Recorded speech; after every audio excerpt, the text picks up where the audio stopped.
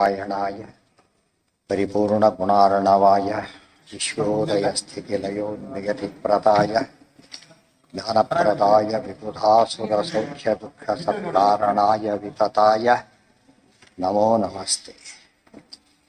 ನಾರಾಯಣಂ ಸುರಗುರುಂ ಜಗದೇಕನಾಥಂ ಭಕ್ತಪ್ರಿಯಂ ಸಕಲಲೋಕನಮಸ್ಕೃತಂ ಚ ತ್ರೈಗುಣ್ಯವರ್ಜಿತಮಜಂ ವಿಭುಮಾದ್ಯಮೀಶಂ ವಂದೇ ಭವದ್ಭ್ರಮರಾಸುರಸಿದ್ಧ. ನಾರಾಯಣಂ ನಮಸ್ಕೃತ್ಯ ನರಂ ಚೈವ ನರೋತ್ತಮಂ ದೇವೀಂ ವ್ಯಾಸಂ ತತೋ ಜಯಮುದೀರಯೇ. ನಿಹತ್ಯ ಕೃಷ್ಣಸ್ಯ ರಿಪುಂಸಃ ಭೀಮಃ ಸಮರ್ಪಯಾಮಾಸ ತದರ್ಚನಂ ಹರೇಃ. ಕೃತಾಂ ಹಿ ಭೀಮೇನ ಸಮರ್ಚನಾಂ ತಾಂ ಸಮಕ್ಷಮಾದಾತು ಮಿಹಾಗತೋ ಹಿ ಅಜಹ. ಹೀಗೆ ಜರಾಸಂಧನನ್ನು ಸಂಹಾರ ಮಾಡಿ ಕೃಷ್ಣನ ಮುಂದೆನೆ ಕೃಷ್ಣಾರ್ಪಣ ಅಂತ ಒಪ್ಪಿಸಿದ್ದು ಭೀಮಸೇನ ದೇವರ ದೊಡ್ಡ ಒಂದು ಸಾಧನೆ. ಅದಕ್ಕೇನೆ ಎಷ್ಟೋ ಮುಖ್ಯವಾಯಿತು ಎಂಬುದಕ್ಕೆ ವಾಯುಸ್ತುತಿಯಲ್ಲಿ ನಿರ್ಮೃದ್ನನ್ ಅತ್ಯಯತ್ನಂ ವಿಜರವರ ಜರಾಸಂಧ ಕಾಯಾಸ್ತಿ ಸಂಧೀನ್ ಯುದ್ಧೇ ತ್ವಂ ಸ್ವಧ್ವರೇವ ಪಶುಮಿವ ದಮಯನ್ ವಿಷ್ಣುಪಕ್ಷದ್ವಿಡೀಶಂ ಯಾವತ್ ಪ್ರತ್ಯಕ್ಷಭೂತಂ ನಿಖಿಲಮಖಭುಜಂ ತರ್ಪಯಾಮಾಸಿ ತಾಸೌ ತಾವತ್ಯಾಯೋಜಿತೃಪ್ತ್ಯಾ ಕಿಮು ವದ ಭಗವನ್ ರಾಜಸೂಯಾಶ್ವಮೇಧೇ. ರಾಜಸೂಯಾಶ್ವಮೇಧ ಯಾಗವನ್ನು ಧರ್ಮರಾಜ ಮಾಡಿದಾಗ ಕೃಷ್ಣರಿಗೆ ಎಷ್ಟು ಸಂತೋಷವಾಯಿತು, ಅದಕ್ಕಿಂತ ಹೆಚ್ಚು ಸಂತೋಷ ಯಾವಾಗಾಯಿತು ಸಂಹಾರ ಮಾಡಿದಾಗ. ಇದು ಬಹಳ ಮುಖ್ಯವಾದ ಅಂಶ. ಆದ್ದರಿಂದ ಮುಖ್ಯವಾಗಿ ರಾಜಸೂಯಾಗ ಮಾಡಿದ್ದು ಮೇಲ್ನೋಟಕ್ಕೆ ಧರ್ಮರಾಜ ಆದರೂ ಕೂಡ ಪೂರ್ತಿ ಮಾಡಿಸಿದ್ದು ಯಾರು? ಭೀಮಸೇನಿದೆ. ಕೆಲವು ಸಲ ಮಾಡಿದವರಿಗೆ ಪುಣ್ಯ, ಕೆಲವು ಮಾಡಿಸಿದವರಿಗೆ ಪುಣ್ಯ ಗೊತ್ತಾಯ್ತು. ಹೆಚ್ಚಾಗಿ ಪುಣ್ಯ ಮಾಡಿಸಿದವರಿಗೆ ಬರೋದು. ಈ ಕೊಲೆಗೆಲೆ ಮಾಡಿಸ್ತಾರಲ್ಲ, ಕೊಲೆ ಮಾಡಿದವನಿಗೆ ಕಡಿಮೆ ಶಿಕ್ಷೆ, ಮಾಡಿಸಿದವ್ರಿಗೆ ಜಾಸ್ತಿ ಶಿಕ್ಷೆ. ಮೇನ್ ಅವನಿಗೆ ಶಿಕ್ಷೆ ಬರೋದು. ಅದರಿಂದ ಯಾವಾಗ ಅರ್ಥ ಮಾಡ್ಕೋಬೇಕು. ಸಾಧನೆ ಮಾಡಬೇಕಾದ್ರೆ ನಾವು ಮಾಡ್ತೀವಿ ಎಂಬುದು ಎಷ್ಟು ಮುಖ್ಯನೋ ಮಾಡಿಸ್ತೇವೆ. ಕರಿಷ್ಯೆ ಕಾರಯಿಷ್ಯೆ ಚ ಮಾತು ಬಹಳ ಮುಖ್ಯವಾದ ಅಂಶ. 100% ಜನ ಎರಡೂ ಮಾಡದೇ ಇರೋ ವಿಷಯ ಬಿಟ್ಬಿಡೋಣ. ನಮ್ಮ ಪಡೆಯನ್ನು ಮಾಡ್ಕೊಂಡು ಹೋಗ್ತೇವೆ ಅಷ್ಟೇ. ಅದು ಸಾಲದು. ನಮ್ಗೆ ಎಷ್ಟು ಸಾಧ್ಯ ಆಗುತ್ತೋ ಅಷ್ಟು ಮಾಡಿಸ್ಬೇಕು ಕೂಡ. ಅದು ಬಹಳ ಮುಖ್ಯ. ಅದು ಯಾಕಂದ್ರೆ ಮಾಡಿಸಿದ್ದು ಬೆಳೀತಾ ಹೋಗುತ್ತೆ ಗೊತ್ತಾಯ್ತಾ. ಮಾಡಿದ್ದು ಒಂದು ಲಿಮಿಟ್ ಇದೆ. ಮಾಡೋದಕ್ಕೆ ಎಷ್ಟೇ ಮಾಡಿದ್ರು ಏನಿದೆ, ಒಂದು ಲಿಮಿಟ್ ಮಾಡ್ಬೋದು ಅಷ್ಟೇ. ಆದ್ರೆ ಮಾಡ್ಸಕ್ಕೆ ಹೊರಟ ಎಷ್ಟು ಜನಕ್ಕೆ ಬೇಕಾದ್ರೂ ಮಾಡಿಸ್ಬೋದು. ಒಂದು ಸ್ಟ್ರೀಮ್ ಕಂಟಿನ್ಯೂ ಆಗುತ್ತೆ. ಆದ್ದರಿಂದಾಗಿನೇ ಮಾಡಿಸೋದು ಭಾರಿ, ಆ ಕಾನ್ಸೆಪ್ಟೇ ಭಾರಿ ಒಳ್ಳೇದು. ಮಾಡಿಸ್ಬೇಕು ಅನ್ನೋ ಕಾನ್ಸೆಪ್ಟ್ ಇದೆಲ್ಲ ಭಾರಿ ಒಳ್ಳೇದು. ಅತಿ ಹೆಚ್ಚು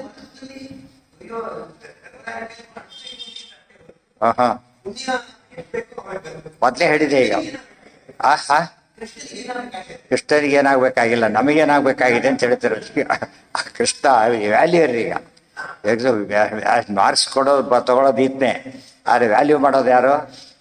ಎಕ್ಸಾಮಿನರ್ ವ್ಯಾಲ್ಯೂರ್ ಮಾಡೋದು. ದೇವರು ವ್ಯಾಲ್ಯೂರ್. ಫಲಮತ ಉಪಪತ್ತೇ ಓ. ಸೊ ಹೆಚ್ಚು ಫಲ ಯಾರಿಗೆ ಕೊಟ್ಟ ಕೃಷ್ಣ?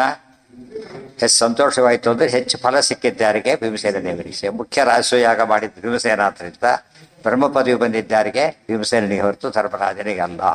ಇದು ಅರ್ಥ ಮಾಡಿಕೊಂಡ್ರೆ ತುಂಬ ಜನಕ್ಕೆ ಅದು ಗೊತ್ತಿರೋದಿಲ್ಲ. ಮಾಡಿದವರು ಒಬ್ಬರು ಎಷ್ಟು ಮಾಡೋಕ್ಕೆ ಸಾಧ್ಯ ಇದೆ ಫಸ್ಟ್ ಯೋಚನೆ ಮಾಡಿ. ದೊಡ್ಡ ಸಮಾರಂಭದ ಒಬ್ಬರು ಮಾಡೋಕ್ಕೆ ಸಾಧ್ಯನೇ. ಅಡಿಗೆವರೇನೆ ಒಬ್ಬರು ಮಾಡೋಕ್ಕೆ ದೊಡ್ಡ ಅಷ್ಟೊಂದು ಗುಂಪೇ ಇರುತ್ತೆ ಅವ್ನು ಮಾಡೋದಕ್ಕೋಸ್ಕರ. ಅಂಥ ಹೊತ್ತಿನಲ್ಲಿ ಅದ್ರ ಪ್ರಧಾನ ಅಡಿಗೆವ್ರ ಹೆಸರು ಹೇಳ್ಬಿಡ್ತಾರೆ, ಗೈಡ್ ಮಾಡ್ತಾರೆ. ಆದ್ದರಿಂದ ಆ ದೃಷ್ಟಿಯಲ್ಲಿ ಪ್ರತಿಯೊಬ್ಬರು ಕೂಡ ಏನು ಮಾಡಬೇಕು, ಇನ್ನೊಬ್ಬರ ಕೈಯಲ್ಲಿ ಮಾಡಿಸೋ ವಿಚಾರವನ್ನು ಯಾವಾಗಲೂ ತಲೆ ತುಂಬಿಕೊಂಡಿರ್ಬೇಕು. ಅದು ಮಾಡಿಸೋ ರೀತಿಯಲ್ಲಿ ಮತ್ತೆ ಕೆಲವರಿಗೆ ಬೈದು ಮಾಡಿಸ್ಬೇಕು, ಹೇಳಿ ಮಾಡಿಸ್ಬೇಕು, ಜ್ಞಾಪಿಸಿ ಮಾಡಿಸ್ಬೇಕು. ಮಾಡಿಸೋದ್ರಲ್ಲಿ ಅನೇಕ ವೆರೈಟಿ ಇದೆ. ಅದು ಮಾಡಿಸೋದಕ್ಕೆ ಮುಖ್ಯವಾಗಿ ಯಾರ ಕೆಲಸ? ಅದು ದೊಡ್ಡವ್ರ ಕೆಲಸ. ಅದಕ್ಕೆ ರಾಯರು ವಿದ್ಯಾ ಸಂಬಂಧಿಭಿ ದೇಹ ಸಂಬಂಧಿಭಿ.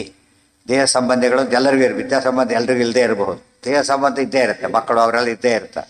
ಅವ್ರ ಕೈಯಲ್ಲಿ ಅವ್ರಿಗೆ ಚಿಕ್ಕ ಮಕ್ಕಳು ಏನೂ ಗೊತ್ತಾಗೋದಿಲ್ಲ ಅವರಿಗೆ. ಅವ್ರು ಹೇಗೆ ಬಂದಾಗ ಬಿಟ್ಬಿಡ್ತಾರೆ. ಅನ್ನ ಊಟ ಹಾಕೋದು ಅಷ್ಟೇ ಕೆಲಸ ಅಲ್ಲ. ಏನು ಹಾಕ್ಬೇಕು? ಅವ್ರನ್ನ ಎಜುಕೇಷನ್, ಸಂಸ್ಕೃತಿ ಕೊಡಬೇಕು. ಆ ಕಾನ್ಸೆಪ್ಟ್ ಇವತ್ತು ಹೋಗಿಬಿಟ್ಟಿದೆ. ತುಂಬ ಜನ ಹೆಮ್ಮೆಯಿಂದ ನಾವು ಮಕ್ಕಳನ್ನ ಫ್ರೀ ಬಿಟ್ಬಿಟ್ಟಿದ್ದೇವೆ, ಏನು ಬೇಕಾದ್ರೂ ಮಾಡ್ಕೊಳ್ಳಿ. ಸರಿ, ಬೆಳಿಗ್ಗೆ ಪರೀಕ್ಷೆ ಮಲಗಿರ್ತಾರೆ, ಮಲಗಿಕೊಳ್ಳಿ ಅದು ಬಿಟ್ಟುಬಿಟ್ಟು ಏನಾಗುತ್ತೆ ಗತಿಯಲ್ಲಿಗೆ? ಆ ಆ್ಯಂಗಲಲ್ಲಿ ನೋಡಬೇಕು. ಮಕ್ಕಳಿಗೆ ಅದು ಗೊತ್ತಾಗೋ ಸಂಭವ ಇಲ್ಲ. ಚಿಕ್ಕ ಮಕ್ಕಳಿಗಂತೂ ಭಾರಿ ಹೇಳಬೇಕು. ಆದರೆ ಹೇಳೋ ರೀತಿಯಲ್ಲಿ ಹೇಳಿದರೆ ಮುಂದೆ ಭಾರಿ ನೆನೆಸ್ತಾರೆ, ಅವರೇ ನೆನೆಸ್ತಾರೆ. ಮತ್ತು ಅವ್ರಿಗೆ ಇನ್ನೊಂದಿಗೆ ನಮ್ಮ ತಂದೆ ನಮಗೆ ಮಾಡಿದ್ರೆ ಆ ಮಕ್ಕಳೇ ನಾವು ಮಾಡಬೇಕು ಅನ್ನೋ ಕಾನ್ಸೆಪ್ಟು ಶುರುವಾಗುತ್ತೆ. ಆಸ್ತಿ ಮಾಡೋದು ಮಾತ್ರ ಹೇಳಿದ್ರೆ ಅಭ್ಯಾಸ ಆಗಿಬಿಡ್ತಾರೆ. ಸರಿ, ಇವಾಗ ನಮ್ಮನ್ನು ನಾವು ಮಾಡಬೇಕು, ಅದೊಂದೇ ಜ್ಞಾಪಕ ಬಂದಿದ್ದು. ನಿಜವಾದ ಆಸ್ತಿ ಅದಲ್ಲ. ಯಾವುದು? ಸಂಸ್ಕೃತಿಯೇ ದೊಡ್ಡ ಆಸ್ತಿ. ಅದರಲ್ಲಿ ಜ್ಞಾನ ಅತ್ಯಂತ ಪ್ರಧಾನ. ಅದನ್ನು ಹೇಳೋದಕ್ಕೇನೆ ಇದೆಲ್ಲ ತಿಳಿಸಿದ್ದು. ಬೆಳೀತು ಬೆಳೀತು ಮುಗಿದೋಯ್ತು. ನಮಗೇನು ಉಪಯೋಗ ಅಂದರೆ ಇದನ್ನ ಅರ್ಥ ಮಾಡಿಕೊಂಡ್ರೆ ಮಾಡಿಸೋದಕ್ಕೆ ಎಷ್ಟು ಗಮನ ಕೊಡಬೇಕು. ಆಚಾರ್ಯ ತುಂಬ ಬರೀತಾರೆ ಮುಂದೆ, ಅದನ್ನೇ ಹೇಳ್ಬೇಕಾದ್ರೆ ಸಾಕಷ್ಟು ಹೇಳ್ತಾರೆ. ದೇವರಿಗೆ ಬೇಕಾದ ದುಷ್ಟ ಆ ದೇವರಿಗೆ ಬೇಕಾದ ದುಷ್ಟ ಜನ ಸಂಹಾರ. ದುಷ್ಟ ಜನ ಬೇಕಾದ್ದಲ್ಲ, ಎರಡೂ ಆಗಬೇಕು. ಪರಿತ್ರಾಣಾಯ ಸಾಧುನ ವಿನಾಶ ಎರಡೂ ಆಗಬೇಕು ದೇವರಿಗೆ. ಆದರೆ ಅತಿ ಹೆಚ್ಚು ಪ್ರಿಯವಾದದ್ದು ಯಾವುದು? ದುಷ್ಟಜನ ಸಂಹಾರ. ಯಾಕೆ ಎಲ್ರಿಗೂ ಮಾಡೋಕ್ಕಾಗಲ್ಲ ಅದನ್ನು. ಅದಕ್ಕೆ ಧೈರ್ಯ ಬೇಕು, ಶಕ್ತಿ ಬೇಕು, ಎಲ್ಲ ಬೇಕು. ಬರೀ ತಿಳುವಳಿಕೆ ಅಂತ ಹೇಳಿದ್ರೆ ಸಾಕು, ನಡೆಸೋ ಸಾಮರ್ಥ್ಯ ಇದ್ದರೆ ಮಾತ್ರ ಸಾಧ್ಯ. ಸ್ವೀಕೃತ್ಯ ಪೂಜಾಂಚ ಮೃಕೋದರಸ್ಯ ದೃಢಂ ಸಮಾಶ್ಲಿಷ್ಯ ಚ ತಂ ಜನಾರ್ದನಃ ಪ್ರೀತೋ ನಿತಾಂತಂ ಪುನರೇವ ಕೃಷ್ಣಂ ನನಾಮ ಭೀಮಃ ಪ್ರಣತೋರ್ಜುನೇನ. ಸ್ವೀಕೃತ್ಯ ಪೂಜಾಂ ಚ ಮೃಕೋದರಸ್ಯ ದೃಢಂ ಸಮಾಶ್ಲಿಷ್ಯ ಚ ತಂ ಜನಾರ್ದನಃ ಪ್ರೀತಃ ನಿತಾಂತಂ ಪುನರೇವ ಕೃಷ್ಣಂ ಪುನಃ ಏವ ಕೃಷ್ಣಂ ನನಾಮ ಭೀಮಃ ಪ್ರಣತಃ ಅರ್ಜುನೇನ. ಸ್ವೀಕೃತ್ಯ ಪೂಜಾಂ ಚ ಮೃಕೋದರಸ್ಯ, ಭೀಮಸೇನ ಅರ್ಪಣೆ ಮಾಡಿದ ಪೂಜೆಯನ್ನು ಕೃಷ್ಣ ಸ್ವೀಕಾರ ಮಾಡಿದ. ಬಹಳ ಮುಖ್ಯ. ದುರ್ಯೋಧನ ಕೂಡ ನಾನು ತಗೊಳ್ಳೋದಿಲ್ಲ ಅಂತ ಹೇಳಿದ್ರು. ದುರ್ಯೋಧನ ಏನು ನೋಡೋದು ಅಂತ ಹೇಳಿದ. ಪೂರ್ತಿ ತಿರಸ್ಕಾರ ಮಾಡಿದ್ದು ದುರ್ಯೋಧನಂತ, ಪೂರ್ತಿ ಸ್ವೀಕಾರ ಮಾಡಿದ್ದು ಭೀಮಸೇನ ಕೊಟ್ಟಿದ್ದು. ಅವನ ಜೀವಾಧಮ, ಇವರು ಜೀವೋತ್ತಮ. ಅದು ಯಾರ ಕೈಲಿ ಕೊಡ್ಬೇಕು ನಾವೀಗ? ಯಾರ ಕೈ? ಅತ್ಯುತ್ತಮರ ಕೈಲಿ ಕೊಡಬೇಕು. ಜೀವರಲ್ಲಿ ಅತ್ಯುತ್ತಮರು. ಆದ್ದರಿಂದ ವಾಯುದೇವರ ಮೂಲಕನೇ ಭಾರತೀಯ ಋಣ ಮುಖ್ಯ ಪ್ರಾಣ ಅಂತಾನೆ ಸಮರ್ಪಣೆ ಮಾಡಬೇಕು. ಇದು ಬರೀ ಉಪನಿಷತ್ತಿನ ಹೇಳಿರೋ ಮಾತ್ರ. ಬೇರೆ ಯಾವ ದೇವತೆಗಳನ್ನ ಅಧಿಷ್ಠಾನ ಮಾಡ್ಕೊಂಡು ಪೂಜೆ ಮಾಡಿದರೂ ಕೂಡ ಹಸುರ ಪೂಜೆನ ತೊಗೊಂಡು ಹೋಗ್ಬಿಟ್ಟು ವಾಯುದೇವರನ್ನು ಮಾಡ್ಕೊಂಡಾಗ ಮಾತ್ರ ತೊಗೊಂಡೋಗಕ್ಕಾಗಲಿ. ಭಾಗವತಲ್ಲೂ ಹೇಳಿದರು, ವಾಯವು ಮುಖ್ಯ ಧೀಯ, ಮುಖ್ಯ ಪ್ರತಿಮೆ ಯಾರು ಅಂದರೆ ವಾಯುದೇವರೇ. ಎಲ್ಲ ಒಂದಕ್ಕೊಂದು ಟ್ಯಾಲಿ ಆಗ್ತಾ ಹೋಗುತ್ತೆ. ಇತಿಹಾಸ ಪುರಾಣಾಭ್ಯಾಂ ವೇದಂ ಸಮಪ ಬ್ರಹ್ಮಯೇ. ಹೌದು. ಹಾಂ, ಆಮೇಲೆ ಸುಮ್ಮನೆ ಬಂದು ಬಿದ್ದು ಬೀಳೋದು ಬೇರೆ, ವಿತರಿಸಿಡು ಥ್ಯಾಂಕ್ಸ್ ಬರೋದು ಬೇರೆ. ಕೃಷ್ಣ ಮಾಡಿದ್ದೇನೆ ಸಮಾಶ್ಲಿಷ್ಯ. ಸಮಾಶ್ಲಿಷ್ಯ, ಆಶ್ಲಿಷ್ಯ ಆಲಿಂಗನ ಮಾಡಿಕೊಂಡು, ಸಮಾಶ್ಲಿಷ್ಯ ಗಾಢ ಆಲಿಂಗನ ಮಾಡಿಕೊಂಡು. ಇಂಥ ಪ್ರಸಂಗ ಎಲ್ಲಿ ಬಂದಿತ್ತು ಗೊತ್ತಾಯ್ತಾ? ಆಗ ರಾಮೋಪಿ ನಾಣ್ಯದನುದಾತು ಮನುಷ್ಯ ಯೋಗ್ಯಂ ಅತ್ಯಂತ ಭಕ್ತಿ ಭರಿತಶ್ಚ ವಿಲಕ್ಷ್ಯ ಕಿಂಚಿತ್ ಸ್ವಾತ್ವಪ್ರಧಾನಮಧಿಕಂ ಭವನಾತ್ಮಜಶ್ಚ ಕುರ್ವನ್ ಸಮಾಶ್ಲಿಷದಮಂ ಪರಮಾಭಿ ಸಮಾಶ್ಲಿಷತ್ತಿಲ್ಲಿ ಸಮಾಶ್ಲಿಷ್ಯ. ಅಲ್ಲಿ ಹನುಮಂತನ ಕೆಲಸ ಎಷ್ಟು ಪ್ರಿಯವಾಯಿತೋ ಇಲ್ಲಿ ಭೀಮನ ಕೆಲಸ ಅಷ್ಟೇ ಪ್ರಿಯ ಆಯಿತು. ಭಗವತ್ ಕಾರ್ಯ ಸಾಧಕ. ಯಾರ ಮೇಲೆ ಪ್ರೀತಿ ಬರುತ್ತೆ ಜಾಸ್ತಿ? ತಾವು ಹೇಳಿದ ಕೆಲಸ ಮಾಡಿದಾಗ ಆಗ್ತದೆ. ಅದಕ್ಕೆ ಭಗವತ್ ಕಾರ್ಯ ಸಾಧಕ. ನಮಗೆ ದೇವರಿಗೆ ದೊಡ್ಡ ಕೆಲಸ ಹೇಳಿಲ್ಲ. ಸಕಾಲಕ್ಕೆ ಕೇಳೋದು, ಸಂಧ್ಯಾ, ಅದು ಇಷ್ಟೇ ಭಾರಿ ಸಣ್ಣ ಕೆಲಸ. ಅದನ್ನೇ ಮಾಡದೆ ಹೋದರೆ ಪ್ರೀತಿ ಬರೋ ಚಾನ್ಸಸ್ಸೇ ಇಲ್ಲ. ಆದ್ದರಿಂದ ಮಾತೆತ್ತಿದ್ರೆ ಫಲ ಮಾತ್ರ ಫಲ ಕೇಳೋದು. ಇಷ್ಟೆಲ್ಲ ಮಾಡಿ ಫಲ ಕೇಳೋದೇ ಇಲ್ಲ.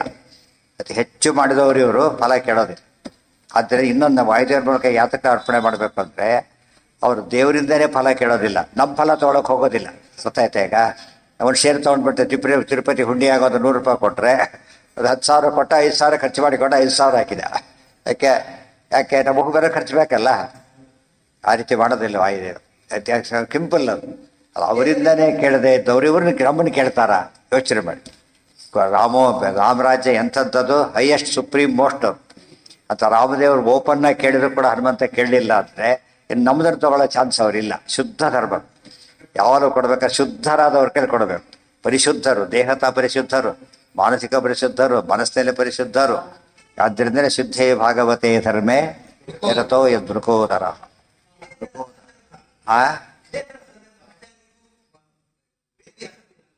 ಹೇಳಿದ್ರಲ್ಲ, ಬ್ರಹ್ಮಸೂತ್ರ ಭಾಷೆ ಮಾಡಿ ಅರ್ಪಣೆ ಮಾಡಿದಾಗ ಏನು ಮಾಡಿದ್ರು? ಇದೇ ರೀತಿ ಸಾಭೋಗವನನ್ಯ ಲಭ್ಯವಸ್ಮೈ. ಮಧ್ವದಲ್ಲಿ ಬಂದು 3 ಅವತಾರದಲ್ಲೂ ನಂಬರ್ 1 ಸೇವೆ ಮಾಡಿದವರು ಅವರೇ. ನಂಬರ್ 1 ಅಂದರೆ ಪರ್ಫೆಕ್ಟ್ ನಂಬರ್ 1. ಮತ್ತೆ ಇಂಪರ್ಫೆಕ್ಟಲ್ಲಿ ನಂಬರ್ 1 ಅಲ್ಲ, ಪರ್ಫೆಕ್ಟ್ ಆಗಿ ನಂಬರ್ 1 ಮಾಡಿದ್ದವರು. ಸ್ವೀಕೃತ್ಯ ಪೂಜಾಂಚ ವೃಕೋದರಸ್ಯ. ಆದ್ದರಿಂದ 2 ಭಾಗ ನೋಡಬೇಕು. ನಾವು ಪೂಜೆ ಮಾಡೋದು ಎಷ್ಟು ಮುಖ್ಯನೋ ಅದು ಸ್ವೀಕಾರ ಮಾಡಿದರ ಅಂಬದು ಅಷ್ಟು ಮುಖ್ಯ. ಗೊತ್ತಾಯ್ತಾ? ಕೊಟ್ಟೆ ಏನಂದ್ರು, ಬೇಡ ಅಂದರು, ಮುಗೀತು ಕಥೆಯಲ್ಲಿ. ದುರ್ಯೋಧನ ಕೊಟ್ಟ, ಬೇಡ ಅಂತ ಕೃಷ್ಣ, ಎಲ್ಲ ಕಥೆ ಮುಗೀತು. ಇವತ್ತು ಅಪ್ಲಿಕೇಶನ್ ರಿಜೆಕ್ಟ್ ಆಯಿತು ಅಂದಮೇಲೆ ಏನು ನೋಡಬೇಕಾಗಿಲ್ಲ, ರಿಸಲ್ಟ್ ನೋಡೋ ರೆಸಿಟಿ ಇಲ್ಲ, ಅಪ್ಲಿಕೇಶನ್ನೇ ರಿಜೆಕ್ಟ್ ಆಗಿ. ದುರ್ಯೋಧನದ ಹಾಗಾಯಿತು. ಇವ್ರದ್ದು ರಿಸೀವ್ಡ್ ಫುಲ್ ಅಫೆಕ್ಷನ್. ಇವ್ರು ಅರ್ಥ ಮಾಡ್ಕೊಂಡ್ರೆ ಆ ಭಾಗ ನಾವು ಬಿಟ್ಬಿಡ್ತೇವೆ, ಎಲ್ಲರೂ ಮಾಡ್ಕೊಂಡು ಹೋಗ್ಲಿ ಅಂತ. ಬಡಿಸ್ಬೇಕಾದ್ರೆ ಊಟ ಮಾಡ್ತಾರೋ ಇಲ್ಲೋ, ಇದು ಮಾಡ್ತಾರೋ, ಹೋಟ್ಲಲ್ಲಿ ನೋಡೋದಿಲ್ಲ ಅವನ್ನೆಲ್ಲ. ಯಾತಕ್ಕೆ? ಅವ್ನು ಬಿಟ್ಟರೆ ಆದರೆ ಇನ್ನೊಂದು ತಟ್ಟೆ ಅವ್ರಿಗೆ ಇನ್ನೊಬ್ರು ಮುಂದೆ ಇಡ್ತಾರೆ ಅಷ್ಟೇ. ಇದು ಬಿಟ್ಟಾರೆ ಗೊತ್ತಾಯ್ತು. ತಟ್ಟೆ ಹಿಡಿದು ತೆಗಿತಾರ ತಟ್ಟೆ ಅವ್ರು ಇಡ್ತಾವೆ, ಇನ್ನೊಬ್ಬ ತಟ್ಟೆ ಇಡ್ತಾರೆ. ಇದು ಯಜಮಾನ ಬೈತಾರೆ ಗೊತ್ತಾಯ್ತಾ. ಅವನಿಗೆ ಲಾಭ ಆಗಬೇಕು, ಇವರಿಗೆ ಸಂಬಳ ಬರಬೇಕು. ಅವ್ರು ಇವ್ರ ಆರೋಗ್ಯ ತಗೊಂಡು ಅವನೇನು ಮಾಡ್ತಾನೆ, ನಿಮ್ಮ ಆರೋಗ್ಯ ತಗೊಂಡು ನಮಗೆ ಹೇಗಿದ್ರೆ ಏನಂತ ಅವ್ನ ಮುಖ ಕೂಡ ನೋಡಲ್ಲ. ಅವನು ಏನು ಮಾಡ್ಕೊಂಡು ಹೋಗ್ತಾನೆ, ಹುಡ್ದ ಇಡ್ತಾರೆ ಬಿಸಾಕ್ತಾರೆ ಹೋಗ್ತಾರೆ. ಜಾಸ್ತಿ ಇದ್ರೆ ಇಡ್ತಾರೆ, ಸ್ವಲ್ಪ ಇದ್ರೆ ಬಿಸಾಕ್ತಾರೆ ಅಷ್ಟೇ. ಆದರೆ ಮನೆಯವ್ರು ಹಾಗೆ ಮಾಡಲ್ಲ. ಏನು ಮಾಡ್ತಾರೆ, ಯಾಕೆ ಏನಾಯ್ತು ಇವತ್ತೆ ಸರಿ ಇಲ್ವಾ, ಇದಾಗಿದೆ ಆರೋಗ್ಯ ನೂರೆಂಟು ವಿಚಾರಿಸ್ತಾರೆ. ಹಾಸ್ಟ್ಲಲ್ಲೂ ಸ್ವಲ್ಪ ವಾಸಿ, ಇವತ್ತು ಯಾಕೆ ಬರಲಿಲ್ಲ ಊಟಕ್ಕೆ, ಅವನು ಎಲ್ಲಿ ಹೋಗಿದ್ದಾನೆ, ಮಿಸ್ಸಿಂಗ್ ಯಾತಕ್ಕೆ ನೋಡ್ತಾನೆ. ಇದೆಲ್ಲ ಯಾತಕ್ಕೆ ಹೇಳಿತ್ತು ಅಂದರೆ ಕನ್ಸರ್ನ್ ಅಂತ ಹೇಳ್ತೀವಲ್ಲ, ಕನ್ಸರ್ನ್ ನಮ್ಗೆ ಅದು ಇರಬೇಕು. ದೇವರು ತೊಗೊಂಡ್ರೆ ಬಿಟ್ಟೇ ಬಿಡಲಿ, ನಮ್ಮ ಮನೆಯವರ ಬಿಟ್ಟು ಹೋಗ್ತೀವಿ ಅಂತ ಹೇಳಬಾರ್ದು. ಕೆಲಸ ಯಾರಿಗೆ ಹೇಳಿರ್ತಾರೋ ಅವ್ರು ಮುಖ್ಯವಾದ ಕೆಲಸ ಏನೋ ಅವ್ರದ್ದು ಹೇಳಿಸ್ಕೊಂಡವ್ರದ್ದು. ಆಮೇಲೆ ಆ ಕೆಲಸ ರಿಪೋರ್ಟ್ ಕೊಡಬೇಕು. ಅವ್ರು ಯಾವುದೇ ಕಮಿಟಿ ಮಾಡಿ ಸುಮ್ಮನೆ ದುಡ್ಡು ರಿಪೋರ್ಟ್ ಒಪ್ಪಿಸಿದ ಮೇಲೆ ಅವ್ರಿಗೆ ಕೆಲಸ ಹೋಗಿ ರಿಪೋರ್ಟ್ ಕೊಡಬೇಕು. ನಾವು ಹೇಳಿ ವಿಷ್ಣು ಪ್ರೇರಣೆ ವಿಷ್ಣು ಪ್ರೀತ್ಯರ್ಥಂ ಸಂಧ್ಯಾವಂದನೆ ಮಾಡಿ ಕೃಷ್ಣಾರ್ಪಣ ಪ್ರತಿಯೊಂದು ಹೇಳ್ತಾ ಹೋಗ್ಬೇಕು. ಒಪ್ಪಿಸ್ಬೇಕದು. ಸಬ್ಮಿಟ್ ಮಾಡಿದ್ರೆ ಮನೆಗೆ ಹೋಗಿದ್ರೆ ಪೇಪರ್ ಏನು ಉಪಯೋಗ. ಸೊ ಸಬ್ಮಿಟ್ ಮಾಡೋ ಕಾನ್ಸೆಪ್ಟ್ ಇದೆ, ಅದನ್ನೇ ಸಮರ್ಪಣ ಅಂತ ಕರೀತಾರೆ. ತಮಾಶ್ಲಿಶ್ಯ ತಮ್ಮ ಜನಾರ್ಥ. ಎಷ್ಟೊತ್ತು ಪೇಪರ್ ಹೀಗಾಗಿ ನೋಡಿರ್ತೀರಿ, ಪೇಪರಲ್ಲಿ ಆನ್ಸರ್ ಪೇಪರ್ಸು ಎಲ್ಲ ಹಾಕ್ಕೊಂಡು ಹೋಗ್ತಿರ್ತಾರೆ ದೊಡ್ಡ ಇದರೊಳಗೆ. ಮಧ್ಯೆ ಅದು ಹಿಂದೆ ಯಾಕೆ ಬಿಚ್ಚೋಗ್ಬಿಟ್ಟು ಎಲ್ಲ ಬೀದಿಯಲ್ಲಿ ಬಿದ್ದೋಗ್ಬಿಟ್ಟಿದೆ ಎಷ್ಟೋ ಸಲ. ನಾವು ನೋಡ್ಕೊಂಡ್ರೆ ಮುಂದೆ ಎಲ್ಲೋ ಬಿದ್ದೋಗ್ಬಿಟ್ಟಿದೆ. ಅದೇ ಸರಿಯಾಗಿ ಸಮರ್ಪಣೆ ಮಾಡಲಿಲ್ಲ ಅವರೀಗ. ಇವರು ಕೊಟ್ಟ ಅವ್ರು ಕೊಡಲಿಲ್ಲ. ಮುಂದೆ ಪರಿಹಾರ ಆಯಿತು, ಮಾರ್ಕ್ಸ್ ಹೆಚ್ಚು ಕಡಿಮೆ ಆಯಿತು. ಇವನು ಪಾಪ ರ್ಯಾಂಕ್ ಬರೋನು ಫೇಲ್ ಆಗೋದು ರ್ಯಾಂಕು ಏನೋ ಆಗೋಗ್ಬಿಡೋದು. ಅದು ಸಮರ್ಪಣೆ ಸರಿಯಾಗಿ ಮಾಡಲಿಲ್ಲ. ವಾಯುದೇವ್ರು ಹೆಂಗೆ ಮಾಡ್ತಾರೆ ಅದನ್ನು ಪರ್ಫೆಕ್ಟಾಗಿ ಸಮರ್ಪಣೆ ಮಾಡ್ತಾರೆ. ಜನಾರ್ದನ ಪ್ರೀತೋ ನಿತಾಂತಂ ಪುನರೇವ ಕೃಷ್ಣಂ ನನಾಮ ಭೀಮಃ. ಆಗ ಪ್ರೀತೋ ನಿತಾಂತಂ ಪುನರೇವ ಕೃಷ್ಣಂ ನನಾಮ ಭೀಮ.